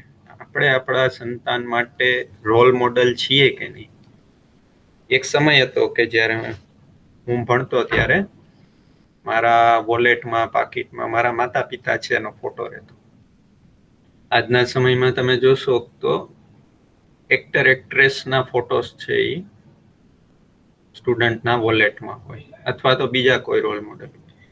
તો એક માતા પિતા છે એ સંતાનના રોલ મોડલ બને એ અપેક્ષિત છે. એક સમયે આપણા વોલેટ છે એમાં વિવેકાનંદનો ફોટો રહેતો, આજે ફોટો છે બદલાઈ ગયા છે. તો એનો મતલબ એ છે કે આપણે આપણા બાળક માટે રોલ મોડલ બની શકીએ કે નહીં, અપેક્ષિત તો એ જ છે. આમાં તમારા કોઈ મંતવ્ય હોય તો તમે રજૂ કરી શકો. આપણી અંદર એટલી યોગ્યતા હોય કે બાળક ભલે ને ગમે એટલું મોટું થયું હોય પણ એ આપણી પાસે ગાઈડન્સ લેવા માટે, સમજવા માટે, એના પોતાની સમસ્યાઓ લેવા માટે, પોતાની જે કોઈ વાત શેર કરવા માટે આવી શકે એટલી આપણી અંદર યોગ્યતા હોય એ અપેક્ષિત છે. તો જે આપણે મૂલ્ય શિક્ષાની વાત કરીએ છીએ એના એક એન્ડ ઉપર માતા પિતા છે. મેં જે તમારી સાથે વાત કરી કે બાળપણથી જ એ માતા પિતાને બહુ સિરિયસલી લે છે અને શિક્ષકોને પણ જ્યારથી એ સ્કૂલ કોલેજમાં એન્ટર થાય શિક્ષકને પણ એ બહુ સિરિયસલી લે છે. શિક્ષકોનો એના આચરણ ઉપર બહુ પ્રભાવ થાય છે. સાથે સાથે સમાજ છે, આપણી આજુબાજુ રહેતા પરિવારો છે. જેમ કે તમે જોયું હશે કે આપણા પરિવાર છે એમાં ટેલિવિઝન ના હોય કદાચ, પણ બાજુના પરિવારમાં ટેલિવિઝન આવે તો તરત એક પરિવારના સદસ્યો છે એને એક ઈચ્છા થાય કે આપણે પણ ટેલિવિઝન આવે, આપણા ઘરમાં પણ 2 વ્હીલર હોય તો 4 વ્હીલર આવે. તો સમાજની પણ ક્યાંક ને ક્યાંક અસર છે એ આપણા પરિવાર સુધી થતી હોય છે, આપણા બાળકના મન ઉપર થતી હોય છે. સાથે સાથે આ વ્યવસ્થા છે, જેમ કે એજ્યુકેશન સિસ્ટમ છે, GTU છે, એનો એક સિલેબસ છે, એના અંતર્ગત આપણી સંસ્થા કામ કરે છે. તો આ એક વ્યવસ્થા છે, શિક્ષણ વ્યવસ્થા આપણે જેને કહીએ. એ શિક્ષણ વ્યવસ્થા છે એનો પણ એક પ્રભાવ હોય છે. આપણે ગુજરાત બોર્ડ પ્રાઇમરીમાં ફોલો કરીએ છીએ, CBSE બોર્ડ, એના એ જે સિલેબસ નક્કી કરવા વાળા છે, જે વિષય વસ્તુ રજૂ કરે છે. તમે જોયું હશે કે મારા મમ્મી પપ્પા ભણતા ત્યારે સબ્જેક્ટમાં છે રામાયણ અને મહાભારત ને એ રીતની દંતકથાઓને આવતી. અત્યારે છે સિલેબસ અલગ પ્રકારનો આવે છે. તો એ વ્યવસ્થા છે એ કઈ પ્રકારનું ગાઈડન્સ આપે છે એનો પણ એક પ્રભાવ છે શિક્ષા સંસ્કાર પ્રક્રિયા ઉપર થતો હોય છે, એક બાળક ઉપર થતો હોય છે.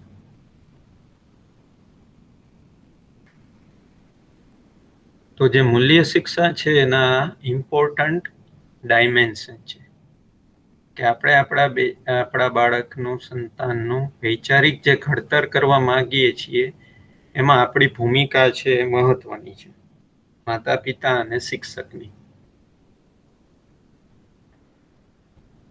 તો કદાચ આપણા બાળકમાં કંઈ ઉણપ પણ હોય તો એ પણ આપણે ધ્યાનમાં લઈ અને દૂર કરવાની જવાબદારી આપણી છે. જેમ કે એક પ્રયાસ, હું મારું પોતાનું એક્સપિરિયન્સ શેર કરું કે વિદ્યાર્થીઓમાં કોઈ ઉણપ હોય, એને કોઈ વિષય ના આવડતો હોય, તો એની જવાબદારી શિક્ષકની બને છે કે વિષય છે એને સંપૂર્ણતાના અર્થમાં ગ્રાસ્પ કરાવી શકે, એને ગ્રહણ કરવામાં સરળતા રહે, એ વિષયને સરળતાથી સમજી શકે, એ હેલ્પ કરવી એ જવાબદારી શિક્ષકની છે. એવી જ રીતના સંતાન છે પરિવારમાં યોગ્ય આચરણપૂર્વક જીવી શકે એની જવાબદારી પણ શિક્ષક અને માતા પિતાની છે.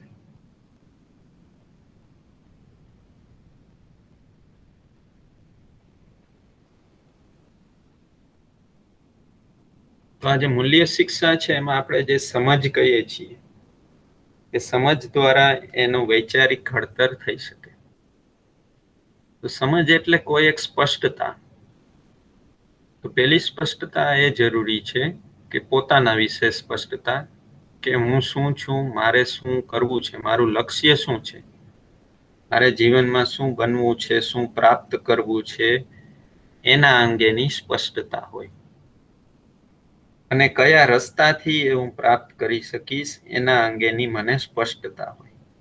આપણે અહીંયા જે સમજની વાત કરીએ છીએ કે સમજ દ્વારા વૈચારિક ઘડતર થઈ શકે અને એક સંતાન છે એનું આચરણ છે એ નિશ્ચિત થઈ શકે, તો એ સમજના મૂળમાં કોઈ સ્પષ્ટતા રહેલી છે. તો એ સ્પષ્ટતા છે એ છે પોતાના વિશેની સ્પષ્ટતા હોવી જરૂરી છે. આપણે જે એક્સપેક્ટ કરીએ કે આપણી અંદર આત્મવિશ્વાસ ક્યારે આવે, તો કે મને સ્પષ્ટ હોય કે મારે શું કરવાનું છે, મારું લક્ષ્ય શું છે, એ લક્ષ્ય કયા રસ્તાથી પ્રાપ્ત થઈ શકે છે, આના વિશે મને ટોટલ ક્લેરિટી હોય, સંપૂર્ણ રીતના હું સ્પષ્ટ હોય. ત્યાર પછી જ હું આત્મવિશ્વાસ પૂર્વક છે એ આગળ વધી શકું. જ્યાં સુધી આ સ્પષ્ટતા ના હોય ત્યાં સુધી છે એક વ્યક્તિ છે પોતે ગૂંચવણ મારીએ, કન્ફ્યુઝન મારીએ અને કોઈ નિર્ણય ન લઈ શકે. તો નિર્ણય ન લઈ શકવો ને એ જ અનિશ્ચિત આચરણ છે. આપણે જે કહીએ કે માણસ છે એના આચરણ વિશે ખબર નથી પડતી કે એ ખરેખર કેના જેવું આચરણ કરે છે. તો એ જે અનિશ્ચિત આચરણ છે કે જેનાથી આપણને માણસ ઉપર વિશ્વાસ નથી બેસતો, એના મૂળમાં જોઈએ તો એ જ છે કે એ કન્ફ્યુઝ છે, એ ગૂંચવણમાં છે. એને શું કરવું છે, શું પ્રાપ્ત કરવું છે એના વિશે સ્પષ્ટતા નથી. કયા રસ્તાથી પ્રાપ્ત કરવું છે એના વિશે સ્પષ્ટતા નથી.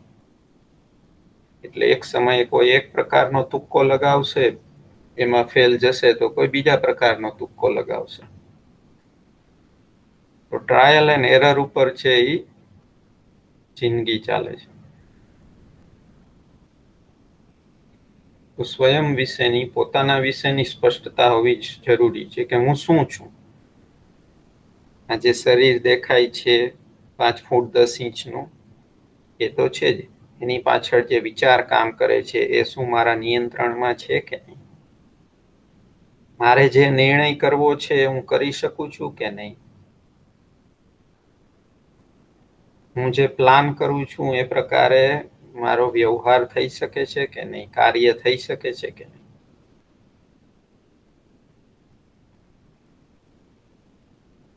તો સમજ એટલા માટે આવશ્યક છે કે પોતાની લાઈફ માટે આપણે યોગ્ય ડિસિઝન લઈ શકીએ.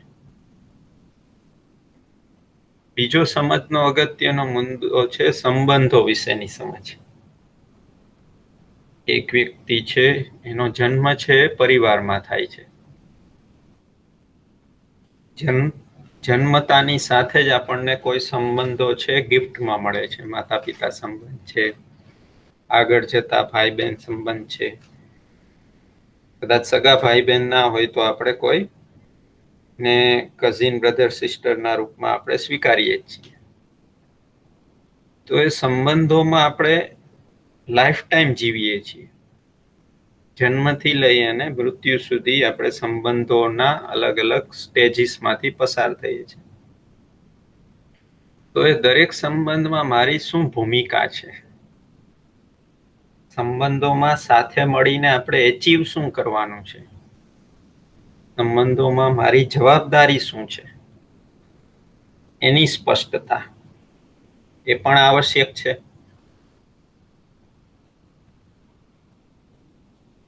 બરાબર ને? કે સંબંધોમાં આપણે જીવીએ છીએ. વ્યવસાય કરશું તો ત્યાં પણ કોઈ સંબંધો બંધાશે, જોબ કરશું ત્યાં પણ કોઈ સંબંધો બંધાશે. તો એ સંબંધોમાં મારી ભૂમિકા શું છે, એ સંબંધોમાં મારી જવાબદારી શું છે, એના અંગેની સ્પષ્ટતા.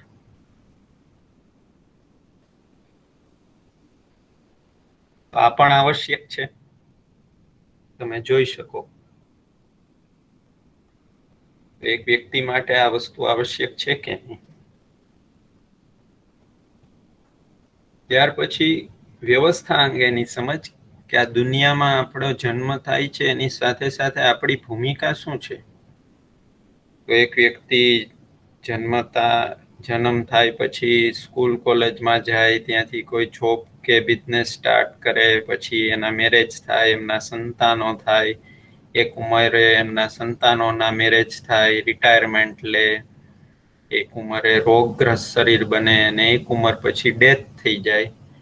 તો આખો આ જીવનનો જે ઘટનાક્રમ છે એ ખરેખર આટલું જ કરવાનું છે કે ખરેખર દુનિયા છે એમાં આપણે જન્મતાની સાથે આપણી કોઈ એક નિશ્ચિત ભૂમિકા હોય છે.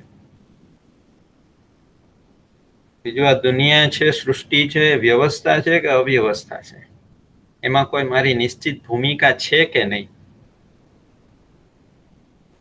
એની સ્પષ્ટતા. જો જીવનમાં કોઈના કોઈ ઉંમરે આપણે ભલે ગમે એવડા મોટા થઈ જાય, એક પ્રશ્ન તો થાય કે ખરેખર લાઈફમાં આટલું જ કરવાનું છે કે ખરેખર આનાથી વધારે કંઈ કરવાનું છે. આ પણ આપણને કોઈને કોઈ ઉંમરે પ્રશ્ન થાય છે. આ સૃષ્ટિમાં આપણી કોઈ નિશ્ચિત ભૂમિકા છે કે નહીં, તો એની અંગેની સ્પષ્ટતા. આ સમજના મેં 3 ડાયમેન્શન છે તમારી સમક્ષ મૂક્યા. એમાં કોઈ પ્રશ્ન હોય તો તમે કહી શકો. આનાથી વધારે કંઈ સમજવાનું બાકી રહેતું નથી.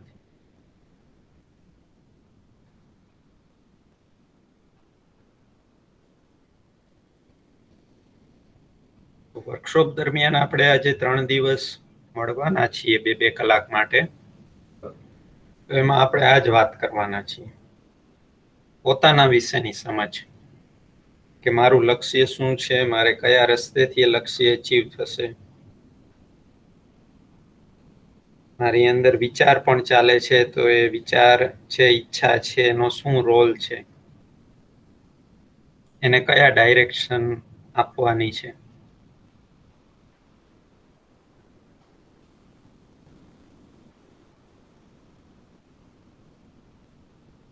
બીજું, આપણી લાઈફમાં છે સંબંધો ઘણા બધા આપણને હેલ્પફુલ થયા છે.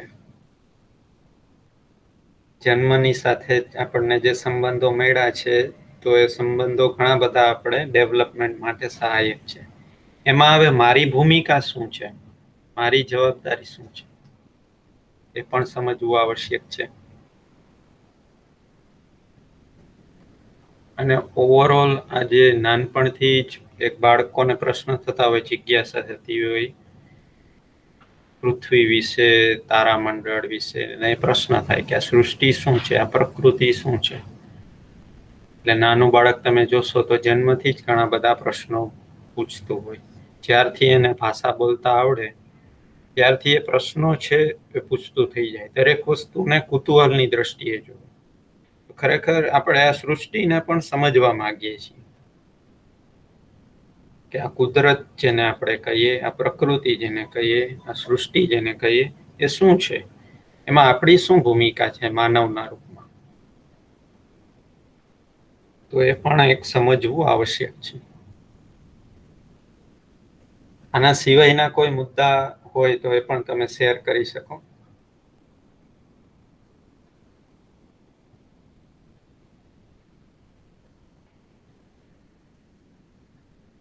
વાત બરાબર લાગે છે? તમે ચેટ બોક્સથી કે માઇક ઓન કરીને રિપ્લાય કરી શકો.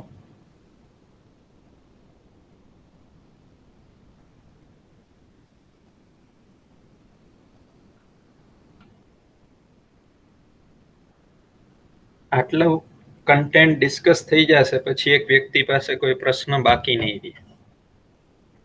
સમજ અંગેનું આટલા પોઈન્ટ આપણે ડિસ્કસ કરી લઈએ પછી લાઈફમાં કોઈ પ્રશ્નો રહેતા નથી, એવો મારો પોતાનો એક્સપિરિયન્સ છે. પછી આપણે આપણી જાતના યોગ્યતાના નિર્ણય છે એ આપણે જાતે લઈ શકવા સક્ષમ બનીએ છીએ.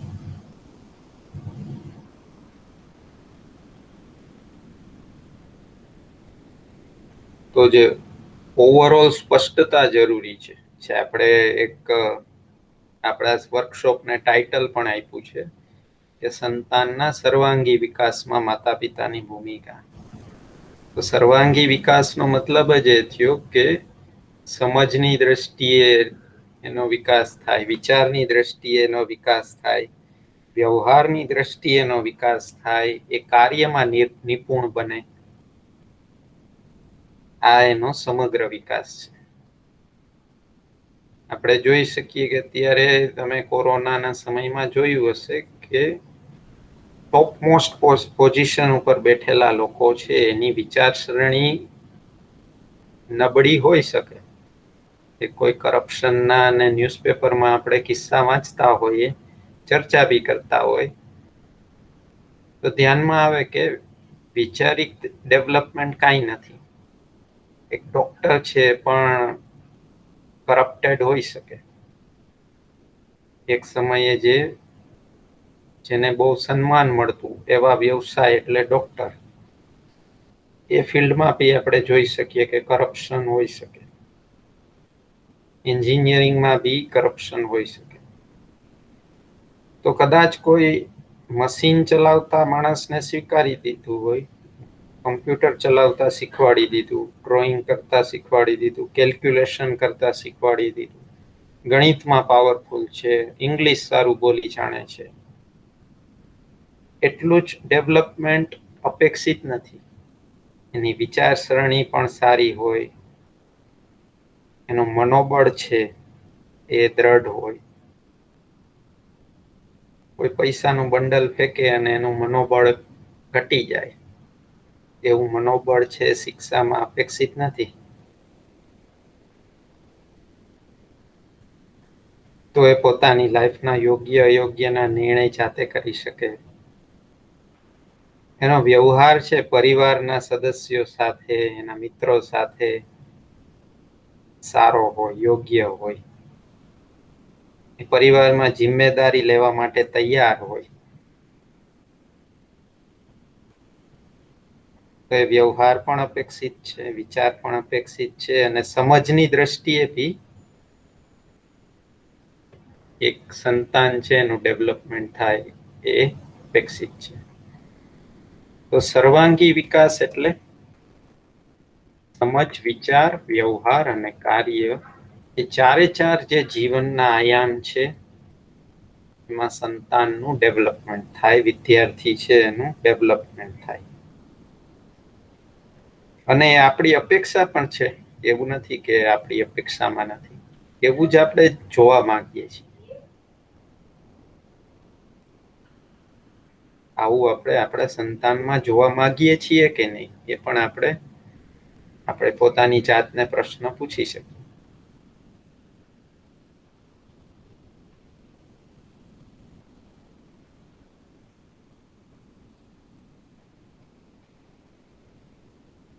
તો સર્વાંગી વિકાસનો મતલબ એ વ્યવહાર કુશળ હોય, કાર્યમાં નિપુણ હોય, વિચારમાં સ્થિર હોય અને સમજદારી સંપન્ન હોય. તો એ સમજપૂર્વક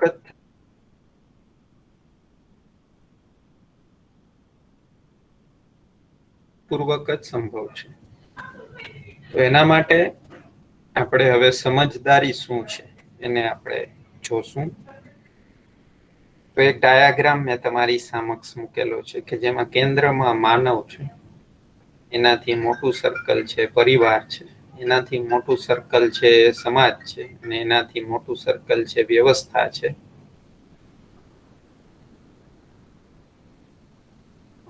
તો જ્યારે પણ આપણે માણસ વિશે વિચારીએ તો માણસ છે એ એકલામાં નથી, માણસ પરિવાર સાથે કનેક્ટેડ છે. એટલે કોઈ વ્યક્તિ એમ કહે કે મારે ડોક્ટર બનવું છે, નો પ્રોબ્લેમ. તમે પરિવાર અને સમાજ, ડોક્ટર બનીને પરિવાર અને સમાજને કંઈ કોન્ટ્રીબ્યુટ કરી શકવા તૈયાર છો કે નહીં? કોઈ વ્યક્તિ એમ કહે કે મારે તો ફરવા જવું છે, કે ગુડ, પણ ફરવા જઈને તમે તમારા પરિવારને કે સમાજને અલ્ટિમેટલી કાંઈ યોગ્ય પ્રદાન કરવા તૈયાર છો કે નહીં? તો આપણે સંતાન પાસેથી જો અપેક્ષા હોય ત્યારે આપણે ઘણી વખત અયોગ્ય અપેક્ષાઓ પણ સંતાન રજૂ કરતા હોય કે મારે છે આજે ભણવું નથી, મારે છે થોડું એન્જોય કરવું છે, મૂવી જોવી છે કે ગેમ રમવી છે. તો આપણે ના નથી પાડતા. આપણે શું કહીએ છીએ કે ભાઈ અલ્ટિમેટલી તું ભણી લઈશ કે નહીં, તું તારા પરિવાર માટે અર્નિંગ કરવા માટે સક્ષમ થઈશ કે નહીં, એ જો વિશ્વાસ હોય તો પછી આપણે એને એટલી સ્વતંત્રતા આપતા પણ હોઈએ છીએ.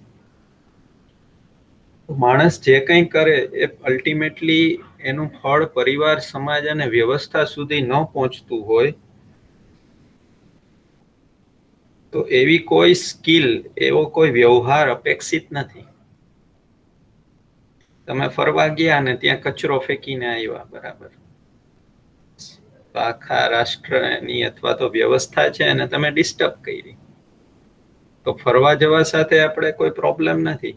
તમે કોઈ પોઝિટિવ કોન્ટ્રીબ્યુશન કરી શકો છો કે નહીં પરિવાર, સમાજ, વ્યવસ્થામાં? તમે નોકરી કરો છો અને સારી સેલેરી કમાવ છો, એની સાથે દુનિયાને કોઈ પ્રોબ્લેમ નથી. તમારી નોકરી દ્વારા પ્રકૃતિને અને પરિવારને અને સમાજને કંઈ તમે કોન્ટ્રીબ્યુટ કરો છો કે નહીં?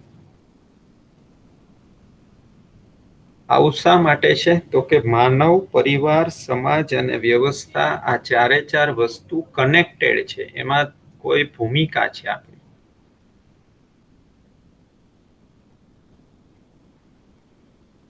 જેમ કે આપણે વ્યવસ્થાથી શરૂઆત કરીએ તો આપણે જે ઘરમાં બેઠા છે ત્યાં 24/7 24 કલાક ઇલેક્ટ્રિસિટી આવે છે, તો એના માટે કોઈ વ્યવસ્થા કામ કરે છે. આપણા ઘર સુધી પીવાનું પાણી ફિલ્ટર કરીને કોઈ વ્યવસ્થા પહોંચાડે છે. આપણી આજુબાજુના રોડ, રસ્તા, શેરી છે એની સફાઈ માટે કોઈ એક વ્યવસ્થા કામ કરે છે.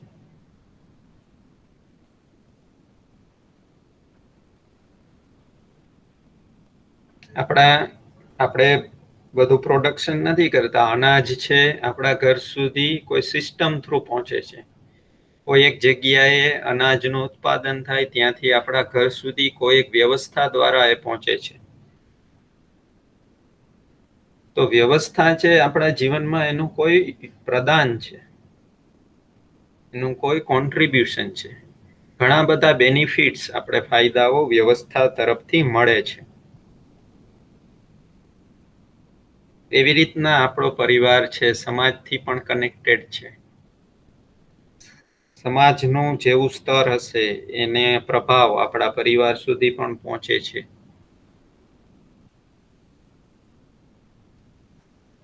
તો તમે જોશો કે આ શિક્ષણ સંસ્થા એ પણ એક સમાજનો ભાગ છે. સમાજમાંથી અમુક લોકોએ શિક્ષાની જવાબદારી ઉપાડી.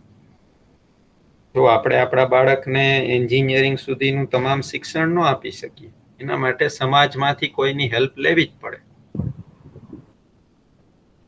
તો સમાજમાંથી શિક્ષણ સંસ્થા છે સમાજનું સ્વરૂપ છે. તો શિક્ષણ છે, હોસ્પિટલની સુવિધા છે, એ કોઈ વ્યવસ્થા કે સમાજ દ્વારા આપણના પરિવારને મળે છે. બધું આપણે નથી કરી શકવાના. આપણે સમાજનો અથવા બીજા પરિવારનો સહયોગ લેવો જ પડે છે. બીજા માણસોનો સહયોગ લેવો જ પડે છે.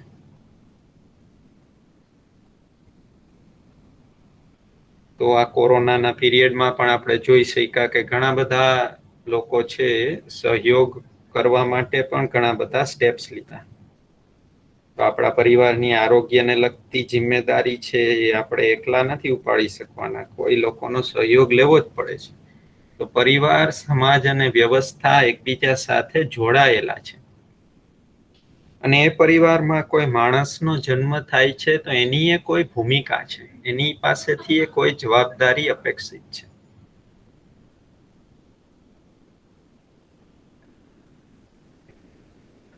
તો માણસ છે એ પોતાની મરજી પ્રમાણે ગમે તે ન કરી શકે. એ સમજવું આવશ્યક છે કે મારી કોઈ નિશ્ચિત ભૂમિકા છે. હું ગમે તેવો વ્યવહાર કરવા સ્વતંત્ર નથી. મારા વ્યવહારથી બીજાને પરિવારમાં દુઃખ પહોંચતું હોય, સમાજમાં અવ્યવસ્થા ઊભી થતી હોય તો એ અપેક્ષિત નથી. એ આપણે સમજવું પડશે. મારા કાર્યથી પ્રકૃતિમાં અસંતુલન ઊભું થતું હોય, પોલ્યુશન થતું હોય, પ્રકૃતિનું શોષણ થતું હોય તો આપણે સમજવું પડશે કે એ પ્રકારનું કાર્ય અપેક્ષિત નથી. તો જો આ વસ્તુ ધ્યાનમાં આવે કે માનવ, પરિવાર, સમાજ અને વ્યવસ્થા આ એકબીજા સાથે કનેક્ટેડ છે, એમાં કોઈ એક માણસની ભૂમિકા અપેક્ષિત છે.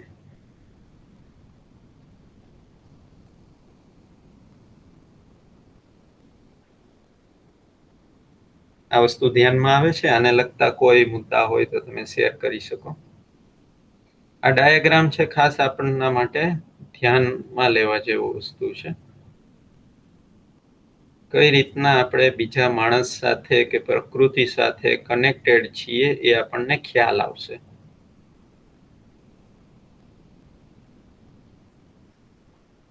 અને એમાં આપણી પણ કોઈ જિમ્મેદારી અપેક્ષિત છે એ પણ આપણને ધ્યાનમાં આવશે.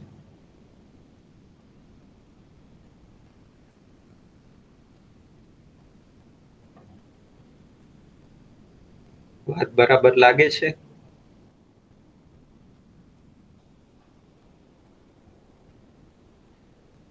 આમાં કોઈ પણ સ્તરે ગરબડ થાય તો એ આપણા સુધી પહોંચે છે. પ્રકૃતિમાં કોઈ ગરબડ થાય તો એ પણ આપણા સુધી પહોંચે જ છે. એનો પ્રભાવ આપણા સુધી પહોંચે જ છે. એટલા આપણે કનેક્ટેડ છીએ. સમાજના લેવલ ઉપર કોઈ ગરબડી થાય, કરપ્શન થાય તો એનો પ્રભાવ આપણા સુધી પહોંચે જ છે. વ્યવસ્થાના લેવલ ઉપર કોઈ ગરબડી થાય, કોઈ કરપ્શન થાય તો એનો પ્રભાવ આપણા સુધી પહોંચે જ છે. એટલા બધા આપણે એકબીજા સાથે સંબંધિત છીએ, કનેક્ટેડ છીએ.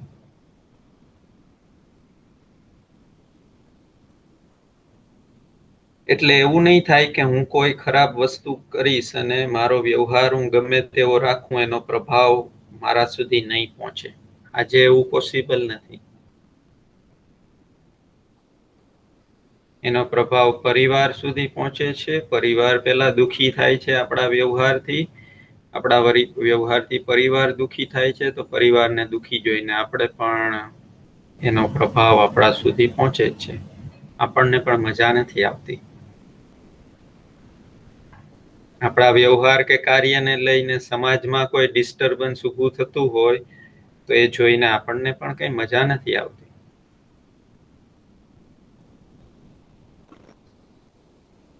તો એનાથી ખ્યાલ આવે છે કે આપણું આચરણ છે એ કોઈ અપેક્ષિત છે પરિવારમાં, સમાજમાં, વ્યવસ્થામાં. માનવના જીવવાના સ્તર છે. એક વ્યક્તિ પરિવારમાંથી પસાર થાય છે, સમાજમાંથી બી પસાર થાય છે, અને વ્યવસ્થા સાથે પણ સંબંધિત છે, કનેક્ટેડ છે. અને એની સાથે જે જોડાયેલી જિમ્મેદારીઓ છે એમાંથી આપણે છટકી ન શકીએ. તો એ જિમ્મેદારીઓને વહન કરવાની, એ જિમ્મેદારીઓને નિભાવવાની આપણી અંદર યોગ્યતા આવી જાય, એ શિક્ષા છે, એનો રોલ છે.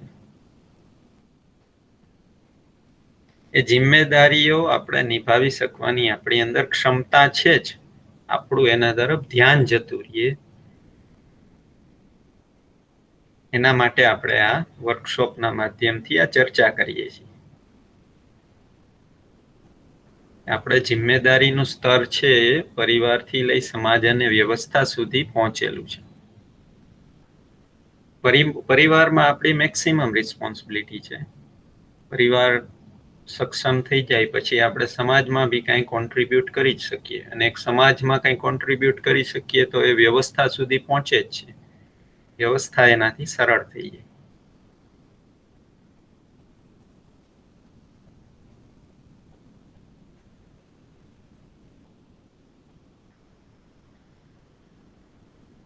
તો વાત બરાબર લાગે છે? ફરીને હું તમને એટલા માટે પૂછું છું કે ઘણી વખત ઉંમરમાં હું તમારા કરતા નાનો છું, પણ આપણે સાથે મળીને કોઈ સાર્થક ચર્ચા કરી શકીએ. અને હું પણ એક પિતા છું અને તમે પણ વાલી છો અને હું શિક્ષક બી છું. આપણે સાથે મળીને કોઈ સાર્થક ચર્ચા કરી શકીએ વર્કશોપના માધ્યમથી. અને તમે જે ઈચ્છો છો કે સંતાન છે એનું સમગ્રતામાં ઘડતર થાય, બધા ડાયમેન્શનમાં એનું ઘડતર થાય, એ જ અપેક્ષા મારી પણ છે. આપણા બંનેનું લક્ષ્ય છે એક છે, આપણે બંનેની અપેક્ષાઓ છે એ એક છે. તો એ સેન્સમાં આપણે એક સાથે મળીને શરૂઆતમાં ચર્ચા કરી શકીએ અને પછી એને કોઈ કાર્યરૂપ પણ આપી શકીએ.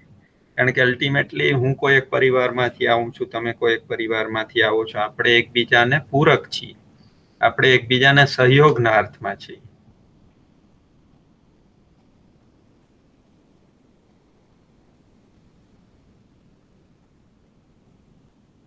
તો વાત બરાબર લાગે છે? તમારા તરફથી કાંઈ શેરિંગ કરવું હોય તો કરી શકો. તમારું માઇક ઓન કરીને કોઈ વાત તમારે શેર કરવી હોય. મેં તમારી સાથે લગભગ 1.5 કલાકથી જે વાત કરી એ તમને કેવી લાગે છે? બરાબર લાગે છે? પ્રેક્ટિસ થઈ શકે એવી લાગે છે કે?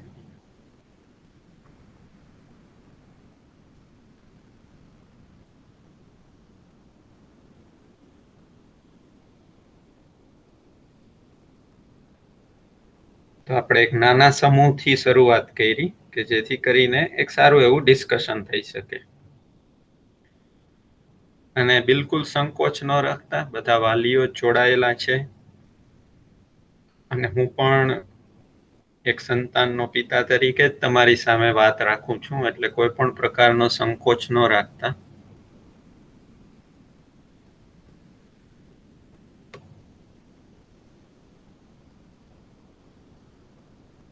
તો આજના દિવસમાં જે ચર્ચા થઈ એને આપણે થોડી સમરાઈઝ કરી લઈએ, ત્યાર પછી આજનું સેશન છે આપણે પૂરું કરીએ. તો આજે આપણે જે ચર્ચા કરી, જે સંવાદ કર્યો, એમાં મારું ધ્યાન તમને એ તરફ દોરવાનું હતું કે ટેકનોલોજીકલ ડેવલપમેન્ટ ડિપ્લોમા કોર્સિસની સાથે સાથે આગળ જતા સંતાન તમારું ડિગ્રી કોર્સિસ બી કરશે, ઇન્ડસ્ટ્રીમાં બી જશે, તો એનું ટેકનોલોજીકલ ડેવલપમેન્ટ તો થશે જ, એમાં મને કોઈ શંકા નથી. પણ એક વ્યવહાર કુશળતા પણ અપેક્ષિત છે શિક્ષામાં, અને એ સમજવા માટે આપણે આ 3 દિવસ માટે ભેગા થયા છે. એ વ્યવહાર કુશળતા જે અપેક્ષિત છે એમાં આપણે જોઈ શકીએ કે જ્યારે પણ આપણે કોઈ એજ્યુકેટેડ પર્સનને જોઈએ ત્યારે એની પાસેથી કોઈ એક આચરણ છે અપેક્ષિત હોય. કોઈ વ્યક્તિ ભૂલ કરતો હોય ત્યારે આપણે કહીએ કે ભાઈ તું એજ્યુકેટેડ છો ને કેમ ભૂલ કરે છે. કોઈ વ્યક્તિ છે એમાં કોન્ફિડન્સ ઓછો જોવા મળે તો આપણે તરત એને કહીએ કે ભાઈ તું એજ્યુકેટેડ છો ને કેમ સાવ ઢીલો છો. એજ્યુકેટેડ વ્યક્તિ પાસે એક આચરણ પણ અપેક્ષિત છે, કે પરિવારમાં હોય કે સમાજમાં હોય કે વ્યવસ્થામાં હોય. તો શિક્ષાપૂર્વક છે એ માનવીય આચરણ જે અપેક્ષિત છે એની પાસેથી એ વ્યક્તિત્વ છે નિર્માણ થઈ શકે છે શિક્ષાપૂર્વક. જેમ કે આપણે આ 1.5 કલાકની ચર્ચા દ્વારા જ ખૂબ સાર્થક અને ઇમ્પોર્ટન્ટ મુદ્દાઓ છે ચર્ચા કરી શક્યા, અને એ દરેક સ્તર ઉપર ક્લાસરૂમમાં પણ આ જ વસ્તુ પોસિબલ છે. તમને જાણીને આશ્ચર્ય થશે કે ફર્સ્ટ યરના આત્મીય યુનિવર્સિટીના લગભગ 50 જેટલા ક્લાસીસમાં તમારી સાથે જે અમે ચર્ચા કરીએ છીએ એ જ પ્રકારની ચર્ચા છે વિદ્યાર્થીઓ સાથે પણ કરીએ છીએ. ફર્સ્ટ યરના ડિપ્લોમાના કોર્સિસ દ્વારા અમે આ જ વાત છે વિદ્યાર્થીઓ સાથે પણ શેર કરીએ છીએ કે શિક્ષા છે એના દ્વારા એક આચરણ પણ અપેક્ષિત છે. તમારું સંપૂર્ણતામાં વ્યક્તિત્વ નિર્માણ થાય એ પણ અપેક્ષિત છે. તમારું ધ્યાન એ તરફ ગયું જ હશે કે શિક્ષા સંસ્કારની પ્રક્રિયામાં માતા પિતાની એક મહત્વપૂર્ણ ભૂમિકા છે. કારણ કે જન્મથી જ એ તમને સૌથી વધારે સિરિયસલી કન્સિડર કરે છે, અને એક બાળક માટે નાનપણથી જ એના રોલ મોડલ છે એના માતા પિતા હોય છે. અને એ જવાબદારીની સાથે જ્યારે આપણે સમજવા માટે જઈએ છીએ તો પેલું ધ્યાનમાં આવે કે વિચાર છે ને એક અગત્યની પાસું છે, અગત્યનો આયામ છે માનવમાં. એ વિચાર જેવા હોય એવો જ આચરણ હોય. એ મારું હોય કે તમારું હોય કે આપણા સંતાનનું હોય, જેવા વિચાર એવું આચરણ. તો માનવનું મૂળ રૂપ છે એ વિચાર છે. જેવો વિચાર હશે એવું જ એનું વર્તન હશે. તો વિચારમાં જો સમજ ન હોય, સમજનો અભાવ હોય, તો બહારથી જે પ્રભાવો છે આપણે બહુ ડિસ્કસ નથી કર્યા, પણ ઘણા માતા પિતા કહેતા હોય કે ટીવી જોતો રહીએ કે મોબાઈલમાં ઘણો સમય પસાર કરી નાખે છે, વેડફી નાખે છે, રમત ગમતમાં વેડફી નાખે છે. તો બહારના પ્રભાવ છે એને ખેંચી જાય છે, કારણ કે પોતાની અંદર વૈચારિક સ્થિરતા સમજના અભાવને કારણે હોતી નથી. તો સમજના અભાવને કારણે વૈચારિક સ્થિરતા ના હોવાને કારણે બહારના પ્રભાવો છે એને ખેંચી જાય, અને એને જ કહીએ છીએ કે એનું આચરણ છે બરાબર નથી, આચરણ અનિશ્ચિત છે. એડમિશન લીધું છે ડિપ્લોમામાં અને કરે છે કંઈક બીજું. એને કરવી છે જોબ અને એ ટાઈમ પસાર કરે છે કોઈ બીજી જગ્યાએ. એને શીખવું છે મેથેમેટિક્સ અને સમય કોઈ અલગ જગ્યાએ પસાર કરે છે. તો જે આચરણની અનિશ્ચિતતા છે એનો મતલબ જ કે પોતે યોગ્ય નિર્ણય નથી લઈ શકતા ને નિર્ણયને વળગી નથી રહી શકતા. એને શું કરવું છે, શું નથી કરવું, શું આપણા માટે ઇમ્પોર્ટન્ટ છે નથી, એનો નિર્ણય નથી લઈ શકતા. કઈ વસ્તુ મારા માટે વેલ્યુએબલ છે. મૂલ્ય શિક્ષા દ્વારા અમે ધ્યાન દોરાવવા માંગીએ છીએ કે જે વસ્તુ વેલ્યુએબલ છે, ઇમ્પોર્ટન્ટ છે, એના તરફ આપણું ધ્યાન જતું રહે. એક વખત ધ્યાન જતું રહેશે પછી આપણે એને આપણા જીવનમાં લઈ આવવા માટે 100% પ્રયત્ન કરશું. પહેલી વસ્તુ એ છે કે આ વર્કશોપના દ્વારા આપણું ધ્યાન જતું રહે કે કઈ વસ્તુ આપણા માટે, આપણા પરિવાર માટે વેલ્યુએબલ છે, ઇમ્પોર્ટન્ટ છે, મહત્વપૂર્ણ છે, ઉપયોગી છે. એ તરફ ધ્યાન જાય એના માટે સમજપૂર્વક જ એ વસ્તુ તરફ ધ્યાન જશે. તો સમજપૂર્વક છે એક માનવ છે નિશ્ચિત આચરણપૂર્વક જીવવાની યોગ્યતા સંપન્ન હોય છે. જેમ કે એક બાળક છે એની પાસેથી કૃતજ્ઞતા અપેક્ષિત છે. એ કૃતજ્ઞતા છે એ એનામાં ક્યારે આવે? તો એનું ધ્યાન જાય કે એના માતા પિતા છે, એમના શિક્ષકો છે એને એના તરફ કેટલા બધા પ્રયાસ કરેલા છે. તો એ સમજપૂર્વક જ એનું ધ્યાન જશે અને એ આચરણ છે એનામાં દેખાશે, એનામાં કૃતજ્ઞતા છે દેખાશે. તો સમજપૂર્વક જ માણસનું આચરણ છે નિશ્ચિત થઈ શકે. એટલી યોગ્યતા વિકસિત કરવાનું કામ છે શિક્ષા સંસ્કારનું છે, માતા પિતા અને શિક્ષકોનું છે. તો આટલી વાત મારે તમારા સમક્ષ શેર કરવી હતી. આવતીકાલે આપણે એક વ્યક્તિના રૂપમાં, એક માનવના રૂપમાં શું સ્પષ્ટતા આવશ્યક છે એ હું તમારી સાથે શેર કરીશ. લક્ષ્યની સ્પષ્ટતા છે એ કેટલી આવશ્યક છે અને લક્ષ્ય સુધી પહોંચવાનો રસ્તો કઈ રીતના આગળ વધે છે.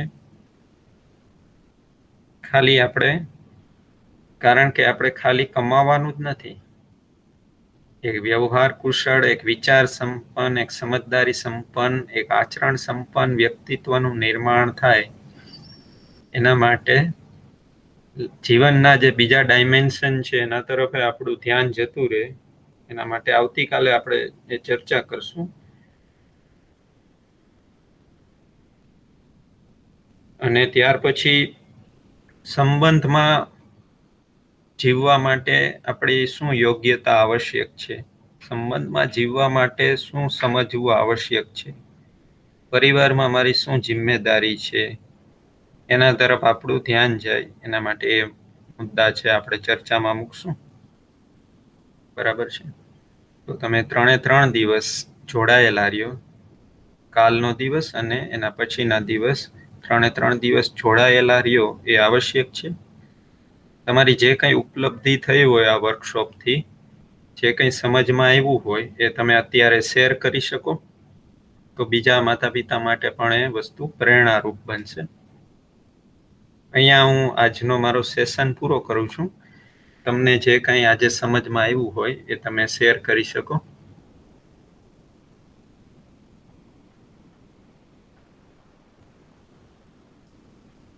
તમે તમારું માઇક ઓન કરી અને તમારી વાત છે એ આપણી મીટિંગમાં મૂકી શકો.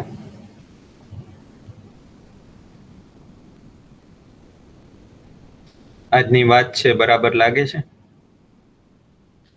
એમાં તમારું પોતાના કોઈ એક્સપિરિયન્સ હોય એ પણ શેર કરી શકો અને શું સમજમાં આવ્યું તમને એ પણ તમે શેર કરી શકો.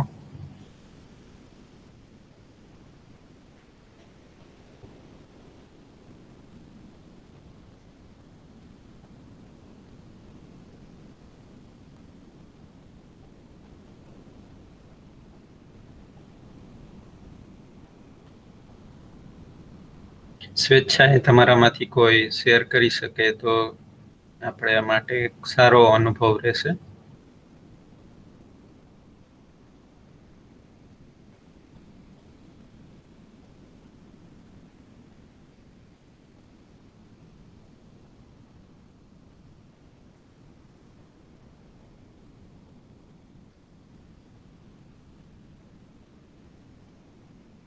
ઓકે, કોઈ શેર કરવા માંગે છે? તમે તમારું માઇક ઓન કરીને બોલી શકો. તમને આજે શું સમજમાં આવ્યું એ થોડા પોઈન્ટ્સથી શેર કરી શકો.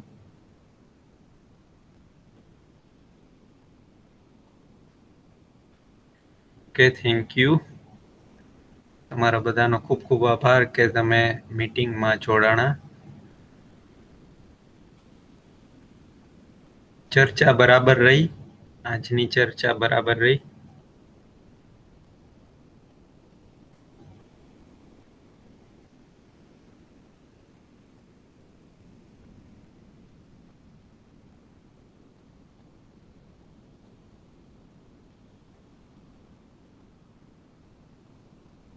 ઓકે,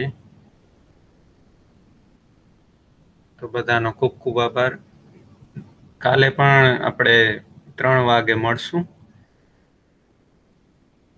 તમે લોકો છે આજે શેર ના કરી શકો તો વાંધો નહીં, કાલે પણ તમે શેર કરી શકો. તમારા જે કોઈ એક્સપિરિયન્સ રહ્યા હોય પરિવારમાં ચર્ચા કરીને બી શેર કરી શકો અને પરિવાર સાથે બી તમે આ સેશન છે એ અટેન્ડ કરી શકો. તો થેન્ક યુ વેરી મચ. કાલે ફરી પાછા આપણે મળીએ. અહીંયા છે હું મીટિંગ એન્ડ કરું. બરાબર, તમે મીટિંગ છે લેફ્ટ કરી શકો છો, મીટિંગ તમે છોડી શકો છો.